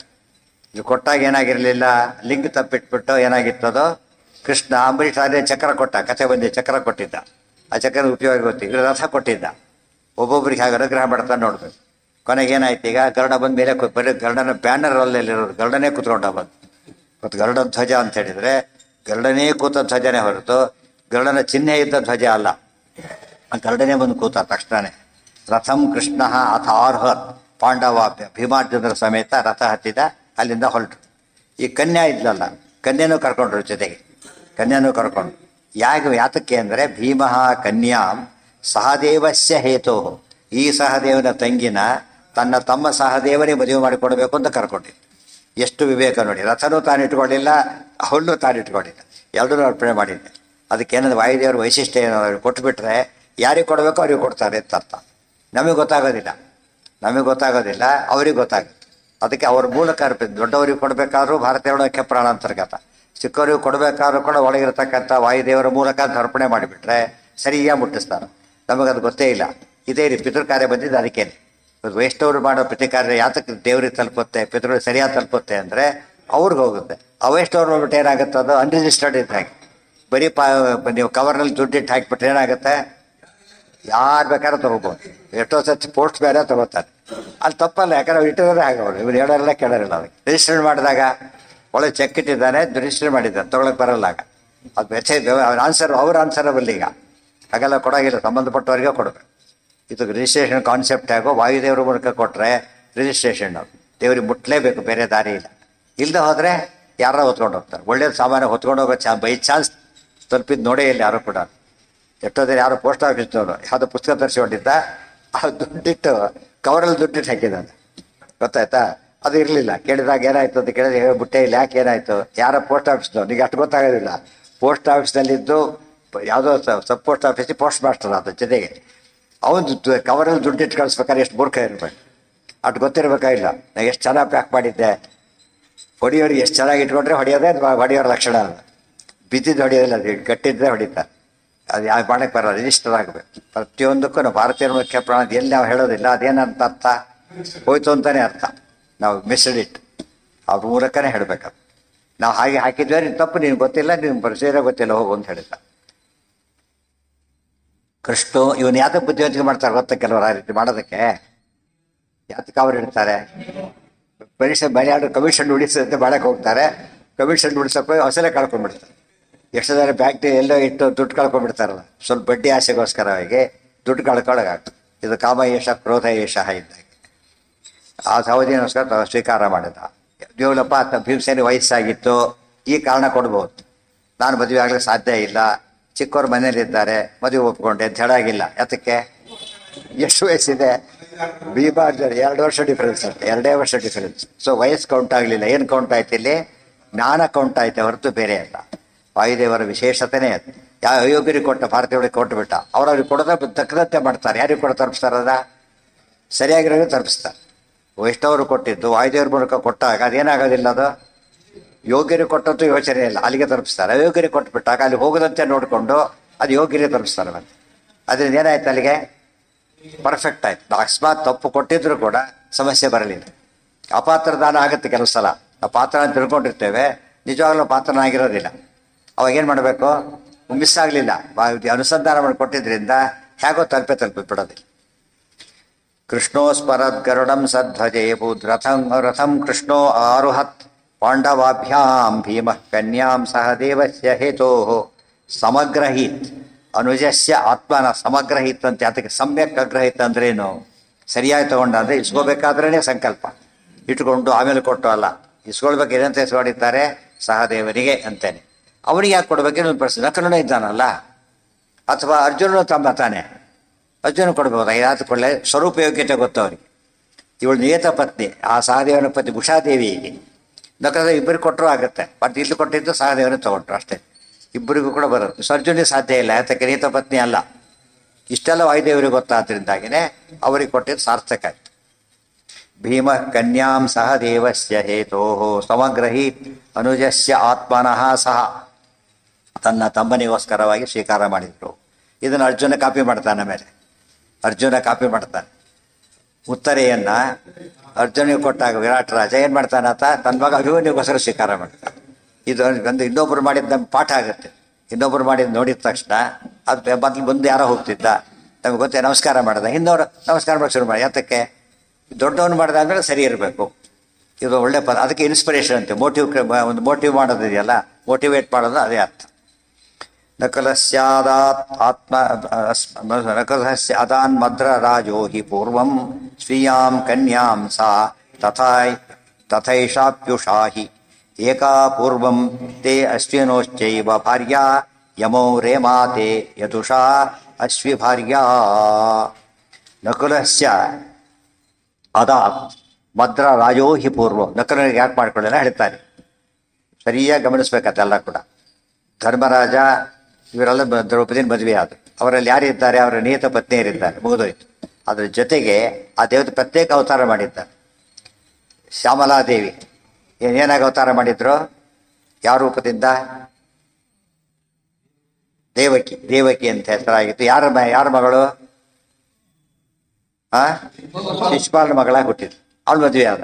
ಸೊ ಇಲ್ಲಿ ಪ್ರತ್ಯೇಕ ಹೆಂಡತಿ. ಈಗ ತನ್ನದೇ ಸ್ವರೂಪ ಪೂರ್ಣ, ಇಲ್ಲಿ ಯಾರ ಆವೇಶ ಬೇರೆ ಇಲ್ಲ. ತಾನು ಯಮದೇವರು, ಶ್ಯಾಮಲಾದೇವಿ ಸರಿ ಹೋಯ್ತು. ಅರ್ಜುನ ಯಾರ ಮದುವೆ ಆದ? ಚಿತ್ರಾಂಗದೇನ ಮದುವೆ ಆದ. ಅಲ್ಲಿ ಶಚಿದೇವಿ ಇದ್ದಾಳೆ, ಪ್ಲಸ್ ಸುಭದ್ರೇನೂ ಇದ್ದಾಳೆ. ಅನಂತರ ಭೀಮಸೇನದೇವರಿಗೆ ಕಾಳಿ, ಪ್ರತ್ಯೇಕ ಕಾಳಿ ಸ್ವಯಂ, ಎಲ್ಲ ಸರಿಯಾಗಿ ನೋಡ್ತಾ ಹೋಗಬೇಕು. ನಕಲನಿಗೆ ಯಾರ ಮದುವೆ ಆಗಿತ್ತು? ಶಲ್ಯರಾಜ ತನ್ನ ಮಗಳು ಕೊಟ್ಟು ಮದುವೆ ಮಾಡಿದ್ದ, ಅದು ಮದುವೆ ಆಗಿತ್ತು. ಸಹದೇವನಿಗೆ ಇನ್ನೊಬ್ಬ ಹೆಂಡತಿ ಇರಲಿಲ್ಲ, ಈಗ ಆಯ್ತು. ಸೊ ಎಲ್ಲರಿಗೂ ಏನಾಯ್ತು ಈಗ ಪ್ರತ್ಯೇಕವಾಗಿ? ಇಲ್ಲಿ ಶಾಪ ನಿಮಿತ್ತದಿಂದ ಆಗಿದ್ದ ರೂಪಗಳು ಇಲ್ಲಿ, ಆದರೆ ಆವಿಷ್ಟ ರೂಪಗಳು ಅಲ್ಲಿ ಅವರವರೇ ಸಾಕ್ಷಾತ್ ಹುಟ್ಟಿದವರು. ಅದಕ್ಕೋಸ್ಕರ ನಕಲಿಗೆ ಯಾಕೆ ಮಾಡ್ಕೊಳ್ಳಿಲ್ಲ ಅಂದರೆ, ಒಂದು ರೂಪದಿಂದ ಉಷಾದೇವಿನೇ ಪತ್ನಿ, 2 ರೂಪ ಆಕೆಗೆ. ಒಂದು ಕಡೆ ಮಂತ್ರಾಜನ ಮಗಳಾಗಿ ಹುಟ್ಟಿದ್ಲು, ಇನ್ನೊಂದು ಕಡೆಗೆ ಜರಾಸಂಧನ ಮಗಳಾಗಿ ಹುಟ್ಟಿದ್ಲು. ಇಲ್ಲಿ ಈ ರೂಪದಿಂದ ಅದು ತಗೊಂಡು ಅವ್ರಿಗೆ ಎಷ್ಟು ವಿವೇಕ ಅಂದರೆ, ಯಾರಿಗೆ ಕೊಡಬೇಕು, ಅದರಲ್ಲಿ ದೊಡ್ಡವರು ಸಣ್ಣವರಿದ್ದ ಅವ್ರಿಗೆ ಯಾರಿಗೆ ಕೊಡಬೇಕು. ಮತ್ತೆ ಇದಿಷ್ಟನ್ನು ಅರ್ಥ ಮಾಡಿಕೊಂಡ್ರೆ ಭೀಮಸೇನ ದೇವರ ಪರ್ಫೆಕ್ಷನ್ ಗೊತ್ತಾಗುತ್ತೆ. ಅನುಜ ಆತ್ಮನಸ್ಸ ಆಕೆನೂ ಕೂಡ ಶ್ರೀಯಾಂ ಕನ್ಯಾಂ ಸಾ ತಥಾ ಏಷಾ ಅಪಿ ಉಷಾಹಿ. ಈಕೆ ಉಷಾ, ಆಕೆನೂ ಉಷಾ.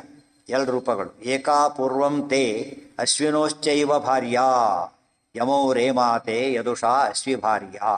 ಹೀಗೆ ಇಬ್ಬರು ಅಶ್ವಿನಿ ದೇವತೆಗಳ ಹೆಂಡಂದಿರೇನೆ ಅವರಿಬ್ಬರು ಮದುವೆ ಆದರು. ಅಲ್ಲಿಗೆ ಎಲ್ಲರೂ ಪ್ರತ್ಯೇಕ ಮದುವೆ ಆದಂತೆ ಆಯಿತು. ಪೂರ್ಣ ರೂಪದಲ್ಲಿ ಪತ್ನಿಯರಿದ್ದಾರೆ. ತತಃ ಕೃಷ್ಣಾಯಾಮ್ ಅಗ್ರಜ ಭ್ರಾತೃ ಭಾರ್ಯಾವೃತ್ತಿಂ ಹಿತೌ ಚಕ್ರತುಃ ಮಾದ್ರಿಪುತ್ರೌ ಜರಾತುಸಸ್ಯ ಆತ್ಮಜಃ ಕೇಶವಾದೀನ್ ರತ್ನೈಃ ಸಮಭ್ಯರ್ಚ್ಯ ಯಯೌ ಅನುಜ್ಞಯಾ.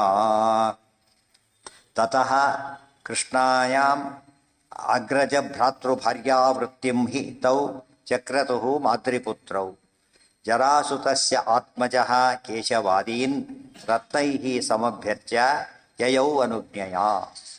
ಆಮೇಲೆ ಅವತ್ತಿನಿಂದ ಎಲ್ಲರಿಗೂ ಪ್ರತ್ಯೇಕ ಮದುವೆ ಆಯ್ತಲ್ಲ ಈಗಾಗ್ಲೇ. ಈಗ ಭೀಮ ದ್ರೌಪದಿಯರಿಬ್ಬರೇ, ದ್ರೌಪದಿ ಭೀಮ ಪತ್ನಿ ಮಾತ್ರ. ಈಗ ಇವರು ಅಶ್ವಿನಿ ದೇವತೆಗಳು ಏನು ಮಾಡ್ತಾರೆ, ತಮ್ಮ ಪತ್ನಿಯರು ಬಂದ ಮೇಲೆ ಇವರು ಏನು ದ್ರೌಪದಿನ ಪತ್ನಿ ಅಂತ ನೋಡಲೇ ಇಲ್ಲ. ಮುಂದೆ ಅರ್ಜುನನು ಬಿಟ್ಬಿಡ್ತಾರೆ, ಧರ್ಮರಾಜನು ಬಿಟ್ಬಿಡ್ತಾರೆ. ಕೊನೆಗೆ ಯಾರು ಹೆಂಡತಿ ಆಗಿಬಿಡೋದು ಭೀಮಸೇನ ಹೆಂಡತಿ ಮಾತ್ರ. ಸೊ ಪ್ರಧಾನವಾಗಿ ಯಾರು ಅಂತ ಆಯ್ತು ಅವರೀಗ ಭಾರತೀಯ ಕನ್ಫರ್ಮ್ ಆಯ್ತು. ಎಲ್ಲ ಯೋಚನೆ ಮಾಡೋದಕ್ಕೆ ಎಲ್ಲರ ಮದುವೆ ಪ್ರತ್ಯೇಕ ಆಗಿದ್ದು ಭಾರಿ ವಿಶೇಷ ಆಯ್ತು. ಅಶ್ವಿ ಭಾರ್ಯ ಜರಾಸುತಸ್ಯ ಚಕ್ರತುರ್ ಮಾದ್ರಿಪುತ್ರ ಜರಾಸುತಸ್ಯ ಆತ್ಮಜಃ ಕೇಶವಾದೀನ್ ರತ್ನೈಃ ಸಮಭ್ಯರ್ಚ್ಯ ಯಯೌ ಅನುಜ್ಞಯ. ಆತ ಅವ್ರನ್ನ ಬೀಳ್ಕೊಟ್ಟ. ಕೇಶವಾದೀನ್ ಶಬ್ದಕ್ಕೆ ಭೀಮ ಅರ್ಜುನ 3 ಜನರು ಸೇರ್ಕೊಂಡ್ಬಿಟ್ಟು ಅವರಿಗೆ ವಿಸ್ತಾರ ರಥ ಕೊಟ್ಟ, ತನ್ನ ತಂಗಿನ ಕೊಟ್ಟ ಭೀಮಸೇನ ದೇವರಿಗೆ. ಆಮೇಲೆ ರತ್ನೈಹಿ ರತ್ನಗಳನ್ನು ಕಾಣಿಕೆಯನ್ನ ಕೊಟ್ಟು ಎಲ್ಲರನ್ನೂ ಪೂಜೆ ಮಾಡಿ ಯಯೌ ಅನುಜ್ಞಯ ಅವ್ರ ಅಪ್ಪಣೆ ಪಡ್ಕೊಂಡು ಹೊರಟ. ಇವರು ಬೀಳ್ಕೊಟ್ಟ ಅಂತ ಅರ್ಥ. ಅಲ್ಲಿಂದ ಸಂಭ್ರಮದಿಂದ ಕಳಿಸಿಕೊಟ್ಟ. ತದಾಜ್ಞೆಯ ಪಿತೃಕಾರ್ಯಾಣಿ ಕೃತ್ವಾ ತದಾಜ್ಞೆಯೇವಾದಿಶತ್ತಾನ್ ನೃಪಾಂಶ್ಚ ತೈ ಸಂಸ್ತುತಃ ಕೇಶವೋ ಭೀಮ ಪಾರ್ಥಯುಕ್ತೋ ದೃಷ್ಟ್ವಾ ಭಕ್ತಿ ನಮ್ರೈರ್ಯಥಾವತ್. ತದಾಜ್ಞೆಯ ಪಿತೃಕಾರ್ಯಾಣಿ ಕೃತ್ವಾ, ಭಾರಿ ಇಂಪಾರ್ಟೆಂಟ್ ಪಿತೃಪಕ್ಷ ಇದು. ಜರಾಸಂಧ ಪರಮ ಪಾಪಿ ಅವನು, ಗೊತ್ತಾಯ್ತಾ. ಅವನಲ್ಲಿ ರಾವಣನೊಳಗೆ ಕೊನೆ ಪಕ್ಷ ಏನಿತ್ತು, ಜೇನು ಆವೇಶ ಅವರು ಜರಾಸಂಧನಲ್ಲಿ ಏನೇನೂ ಇಲ್ಲ. ಆದರೆ ಅವ್ರಿಗೆ ಸಂಸ್ಕಾರ ಮಾಡಬೇಕು ಅಂತ ಹೇಳಿದ್ರು. ಸ್ವಂತ ಮಗನ ಕರ್ತವ್ಯ ಪಾಕ ಮಾಡಲೇಬೇಕು. ಅದು ದೇಹ ಬೇರೆ, ವ್ಯಕ್ತಿ ಜೀವ ಬೇರೆ. ಅಲ್ಲಿ ದೇಹ ಸಂಸ್ಕಾರ ಆಗಬೇಕು, ದೇಹ ಸಂಸ್ಕಾರ ಆಗಬೇಕಲ್ಲ. ಸಂಸ್ಕಾರನ ಮಾಡುವಂತ ಅಪ್ಪಣೆ ಕೊಟ್ಟರು ಮಾಡ್ತಾರೆ. ಎಷ್ಟು ಇಂಪಾರ್ಟೆಂಟ್ ಆ ಸಂಸ್ಕಾರ. ಅಷ್ಟು ಅಂದರೆ ಅತಿ ತಮಯೋಗ್ಯನಾದ ತಂದೆ ಇದ್ದರೂ ಕೂಡ ಏನು ಮಾಡ್ಬೇಕು, ಅವನಿಗೆ ಅಂತ್ಯಕ್ರಿಯೆಗಳನ್ನು ಮಾಡಬೇಕಾದ ಮಕ್ಕಳ ಕರ್ತವ್ಯ. ದೇವರ ಅಪ್ಪಣೆ ಅಂತ ಹೇಳಿ ದೇವರ ಅಪ್ಪಣೆ ಮಾಡಿದ್ದಾನೆ ಅಂತ ಅರ್ಥ. ಆದರೆ ಉಳಿದವ್ರು ಯಾರೋ ಇರ್ತಾರೆ, ಅವರಿಗೆ ಕಂಪಲ್ಸರಿ ಅಲ್ಲ. ತಂದೆ ತಾಯಿಗಳು ಮಾತ್ರ ಏನೇ ಆಗಿದ್ರು ಕೂಡ ಏನು ಮಾಡಬೇಕು, ಸ್ವಂತ ಮಗನೇ ಅವರಿಗೆ ಅವನ ಅಯೋಗ್ಯನ ಮಾಡೋದಿಲ್ಲ ಅಂತ ಹೇಳಬಾರ್ದು. ಇವನ ಅಯೋಗ್ಯ ಆಗ್ತಾನಾಗ, ಅವನ ಅಯೋಗ್ಯ ಆಗಲ್ಲ, ಇವನ ಅಯೋಗ್ಯ ಆಗ್ತಾನೆ. ಅದನ್ನು ಪಿತೃಕಾರ್ಯದ ಮಹತ್ವವನ್ನು ಹೇಳ್ತಾರೆ. ಮುಂದಿನ ವಿಷಯ ಎಲ್ಲ ಬೇರೆ, ಆ ಕಾಲಕ್ಕೆ ಮಾಡಬೇಕಾದ್ರೆ ಮಾಡಲೇಬೇಕು ಅವರು. ಅದು ಕೃಷ್ಣನ ಅಪ್ಪಣೆ. ಅದು ಪಿತೃಕಾರ್ಯಾಣಿ ಕೃತ್ವ ತದಾಜ್ಞೆಯೈವ ಅದಿಶತ್ ತಾನ್ ನೃಪಾಂಶ್ಚ. ಅವರ ಅಪ್ಪಣೆಯಂತೆ ತಾನ್ ಅದಿಶತ್ ನೃಪಾಂಶ್ಚ ತೈ ಸಂಸ್ತುತಃ ಕೇಶವಃ ಭೀಮಪಾರ್ಥಯುಕ್ತಃ ದೃಷ್ಟ್ವಾ ಭಕ್ತಿ ನಮ್ರೈಹಿ ಯಥಾವತ್. ಕೃಷ್ಣ ಹೇಳಿದ ಆಮೇಲೆ ಇನ್ನೊಂದು ಕೆಲಸ ಬಾಕಿ ಇದೆ ಮಾಡು ಅಂತ. ಏನು ಮಾಡಬೇಕಾಗಿತ್ತು ಅವನು? ಬಂಧನ ಇಟ್ಟಿದ್ದಾರೆ ರಾಜರು ಎಲ್ಲ ಬಿಡುಗಡೆ ಮಾಡಬೇಕು. ಅವ್ನು ಮಾಡಿದ. ಅವ್ರ ಅಪ್ಪ ಮಾಡ್ತಿದ್ದನ್ನು ಮಗ ಮಾಡಿ ಈಗ ಪುಣ್ಯ ಕಟ್ಟಿಕೊಂಡ. ಯಯೋ ಅಗ್ನೇಯೈವ ಅದಿಶತ್ ತಾನ್ ನೃಪಾಂಶ್ಚ. ಎಲ್ಲರನ್ನು 22,800 ಜನಗಳನ್ನು ಬಿಡುಗಡೆ ಮಾಡಿ ಕಳಿಸಿದ. ತೈ ಸಂಸ್ತುತಃ ಕೇಶವಃ ಎಲ್ಲ ಕೃಷ್ಣ ಸ್ತೋತ್ರ ಮಾಡಿದರು ಅವರು. ಇದೆಲ್ಲ ಭಾಗವತ ಡೀಟೇಲ್ ಅವ್ರು ಮಾಡಿದ ಸ್ತೋತ್ರಗಳು ಇದೆ ಬರುತ್ತೆ. ಪ್ರಣತ ಕ್ಲೇಶನಾಶಾಯ ಗೋವಿಂದ ಅವರು ಮಾಡಿದ ಸ್ತೋತ್ರ ಗೊತ್ತಾಯ್ತು. ಅವರೆಲ್ಲ ರಾಜರೆಲ್ಲ ಸೇರಿ ಮಾಡಿದ ಸ್ತೋತ್ರ. ಅದನ್ನು ನಾನು ಹೇಳೋ ನಿತ್ಯದಲ್ಲಿ ಹೇಳೋ ಅಭ್ಯಾಸ ಇದೆ. ಅದಕ್ಕೆ 5-6 ಶ್ಲೋಕ ಬರುತ್ತೆ. ಅದೊಂದು ಶ್ಲೋಕ ಅದರಲ್ಲಿ ಕೃಷ್ಣನಿಂದ ರಕ್ಷಿತ ರಾಜರಾವು ಅಂತ ಒಪ್ಕೋತಾರೆ ಅವರು. ಸಂಸ್ಕೃತ ಭೀಮಪಾರ್ಥ ಅಂದರೆ 22,800 ರಾಜರುಗಳಿಗೆ ಏನು ಬಿಡಿಸ್ಕೊಳ್ಳೋಕ್ಕಾಗಿರಲಿಲ್ಲ. ಕೃಷ್ಣ ಅವ್ರನ್ನ ಬಿಡುಗಡೆ ಮಾಡಿದ ಭೀಮಸೇನದ ಅಂತ ಹೇಳಿದ. ಹರಿವಾಯುಗಳಿಂದನೇ ರಾಜ ರಕ್ಷಣೆ ಆಯಿತು. ಇಂಥ ಬಲಕಾರ್ಯ ಬೇರೆಯವರು ಮಾಡೋಕ್ಕೆ ಸಾಧ್ಯ ಇರಲಿಲ್ಲ ಎಂಬುದನ್ನು ತೋರಿಸಿದರು. ಭಕ್ತಿ ನಮ್ರೈರ್ ಯಥಾವತ್. ಅವ್ರ ಭಕ್ತಿಯಿಂದ ನಮ್ರರಾಗಿ ಹರಿಪಾದ ವಿನಮ್ರಧಿಯಾ ಸತತಂ ಭಕ್ತಿಯಿಂದ ನಮಸ್ಕಾರ ಮಾಡಿ ಅವರೆಲ್ಲ ಬಿಡುಗಡೆ ಕಂಡು ಹೊರಟು. ಸಂಭಾವಿತಾಸ್ತೇನ ಸಹ ದೇವೇನ ಸಮ್ಯಕ್ ಪ್ರಶಸ್ಯ ಕೃಷ್ಣಂ ಭೀಮಸೇನಂಚ ಸರ್ವೇ ಯೈರುಗೃಹಾನ್ ಸ್ವಾನ್ ಅಪತತ್ ಕೇಶವದ್ವಿಟ್ ಜರಾಸುತೋ ಅಂಧೇ ತಮಸಿ ಕ್ರಮೇಣ. ಸಂಭಾವಿತಾಸ್ತೆ ಸಹ ದೇವೇನ ಸಮ್ಯಕ್ ಪ್ರಶಸ್ಯ ಕೃಷ್ಣಂ ಭೀಮಸೇನಂಚ ಸರ್ವೇ ಯಯುಃ ಗೃಹಾನ್ ಸ್ವಾನ್ ಅಪತತ್ ಕೇಶವದ್ವಿಟ್ ಜರಾಸುತಃ ಅಂಧೇ ತಮಸಿ ಕ್ರಮೇಣ ಸಂಭಾವಿತಾಹ ತೇ ಸಹದೇವೇನ ಸಹದೇವರನ್ನೆಲ್ಲ ಗೌರವಪೂರ್ವಕ ಗಳಿಸಿಕೊಟ್ಟ. ಯಾಕೆ ರಾಜರವರೆಲ್ಲ ಕೂಡ ರಾಜರು ರಾಜಕುಮಾರರಾದ್ದರಿಂದ ಅವರನ್ನು ಬಿಡುಗಡೆ ಮಾಡಿ ಸುಮ್ಮನೆ ಕಳಿಸಲಿಲ್ಲ. ಯಶೋಚಿತವಾದ ಆದರ ವಿಶ್ವಾಸವನ್ನು ಮಾಡಿ ಗೌರವವನ್ನು ಮಾಡಿ ಕಳಿಸಿದ. ಸಮ್ಯಕ್ ಪ್ರಶಸ್ಯ ಕೃಷ್ಣಂ ಅವರೆಲ್ಲ ಕೃಷ್ಣನನ್ನು ಭೀಮನನ್ನು ವಿಶೇಷವಾಗಿ ಕೊಂಡಾಡಿಬಿಟ್ಟು ಗೃಹಾನ್ ಯಯೌ ತಮ್ಮ ಮನೆ ಸೇರಿಕೊಂಡು ಯಯುಹು ಸ್ವಾನ್ ಯಾರ ಮನೆಗೆ ಹೋದ್ರು ಸ್ವಾನ್ ಗೃಹಾನ್ ತಮ್ಮ ಮನೆ ಸೇರಿಕೊಂಡು ಅಪತತ್ ಕೇಶವದ್ವಿಟ್ ಜರಾಸುತಃ ಅಪತತ್ ಕೇಶವದ್ವಿಟ್ ಜರಾಸುತಃ ಅಂಧೇ ತಮಸಿ ಕ್ರಮೇಣ ಜರಾಸಂಧ ಮಾತ್ರ ಎಲ್ಲಿಗೆ ಮುಂದೆ ಅವರೆಲ್ಲ ಅಲ್ಲೆಲ್ಲಿಗೆ ಹೋದ್ರು. ಅವರು ಅಂಧನ್ ತಮಸ್ಸಿಗೆ ಹೊರಟ. ಅದು ಅಂಧನ್ ತಮಸ್ಸಿ ಕ್ರಮೇಣ ಅವತ್ತೇ ಹೋಗಲಿಲ್ಲ, ಕ್ರಮವಾಗಿ ಅಲ್ಲಿಗೆ ಹೊರಟ ಅಂತ ಪರಮ ಪಾಪಿಷ್ಟ ಜರಾಸಂಧ. ಈಗ ಹೇಳ್ತಾರೆ ಭೂಹಾರ ಹಾರಿಣೋ ವಿಷ್ಣೋ ಪ್ರಧಾನಾಂಗಂ ಹಿ ಮಾರುತಿ ಮಾಗಧಾದಿವಧಾ ದೇವ ದುರ್ಯೋಧನ ವಧಾದ. ಎರಡು ಸ್ಟೇಜ್. ಒಂದೊಂದು ಲೀಡರ್ಶಿಪ್ಪು ಫಸ್ಟ್ ಜರಾಸಂಧ ದುಷ್ಟರೆಲ್ಲ ಅಲ್ಲಿದ್ದರು, ಆಮೇಲೆ ದುರ್ಯೋಧನ ಸೇರಿಕೊಂಡ್ರು. ಇಬ್ಬರನ್ನು ಕೊಂದಿದ್ಯಾರೋ ಭೀಮಸೇನ. ಅದಕ್ಕೇನೆ ಭೂಪಾರ ಹಾರಿಣೋ ವಿಷ್ಣೋ ಪ್ರಧಾನಾಂಗಂ ಹಿ ಮಾರುತಿ. ಅರ್ಜುನ ಮಾಡಿದ ಕೆಲಸಗಳು ಇಂಥ ರಿಸಲ್ಟ್ ಇರಲಿಲ್ಲ ಅದಕ್ಕೆ. ಆದ್ದರಿಂದ ಅವರೆಲ್ಲ ಭಗವತ್ ಕಾರ್ಯ ಸಾಧಕರೇ. ಆದರೆ ನಂಬರ್ 1 ಅನಿಸ್ಕೊಂಡಿದ್ಯಾರೋ ಭೀಮಸೇನ. ಮತ್ತು 3 ಅವತಾರದಲ್ಲೂ ನಂಬರ್ 1. ಇವ್ರು 1 ಅವತಾರದಲ್ಲಿ ನಂಬರ್ 1 ಆಗಲಿಲ್ಲ ಉಳಿದವರು. ಇವ್ರು 3 ಅವತಾರದಲ್ಲಿ ನಂಬರ್ 1 ಆದ್ದರಿಂದ ಭೀಮಸೇನ ಸಮೋ ನಾಸ್ತಿ. ವಾಯುದೇವರೇ ಜೀವೋತ್ತಮರು ಅಂತ ಕನ್ಫರ್ಮ್ ಆಯ್ತಾ. ಕೃಷ್ಣ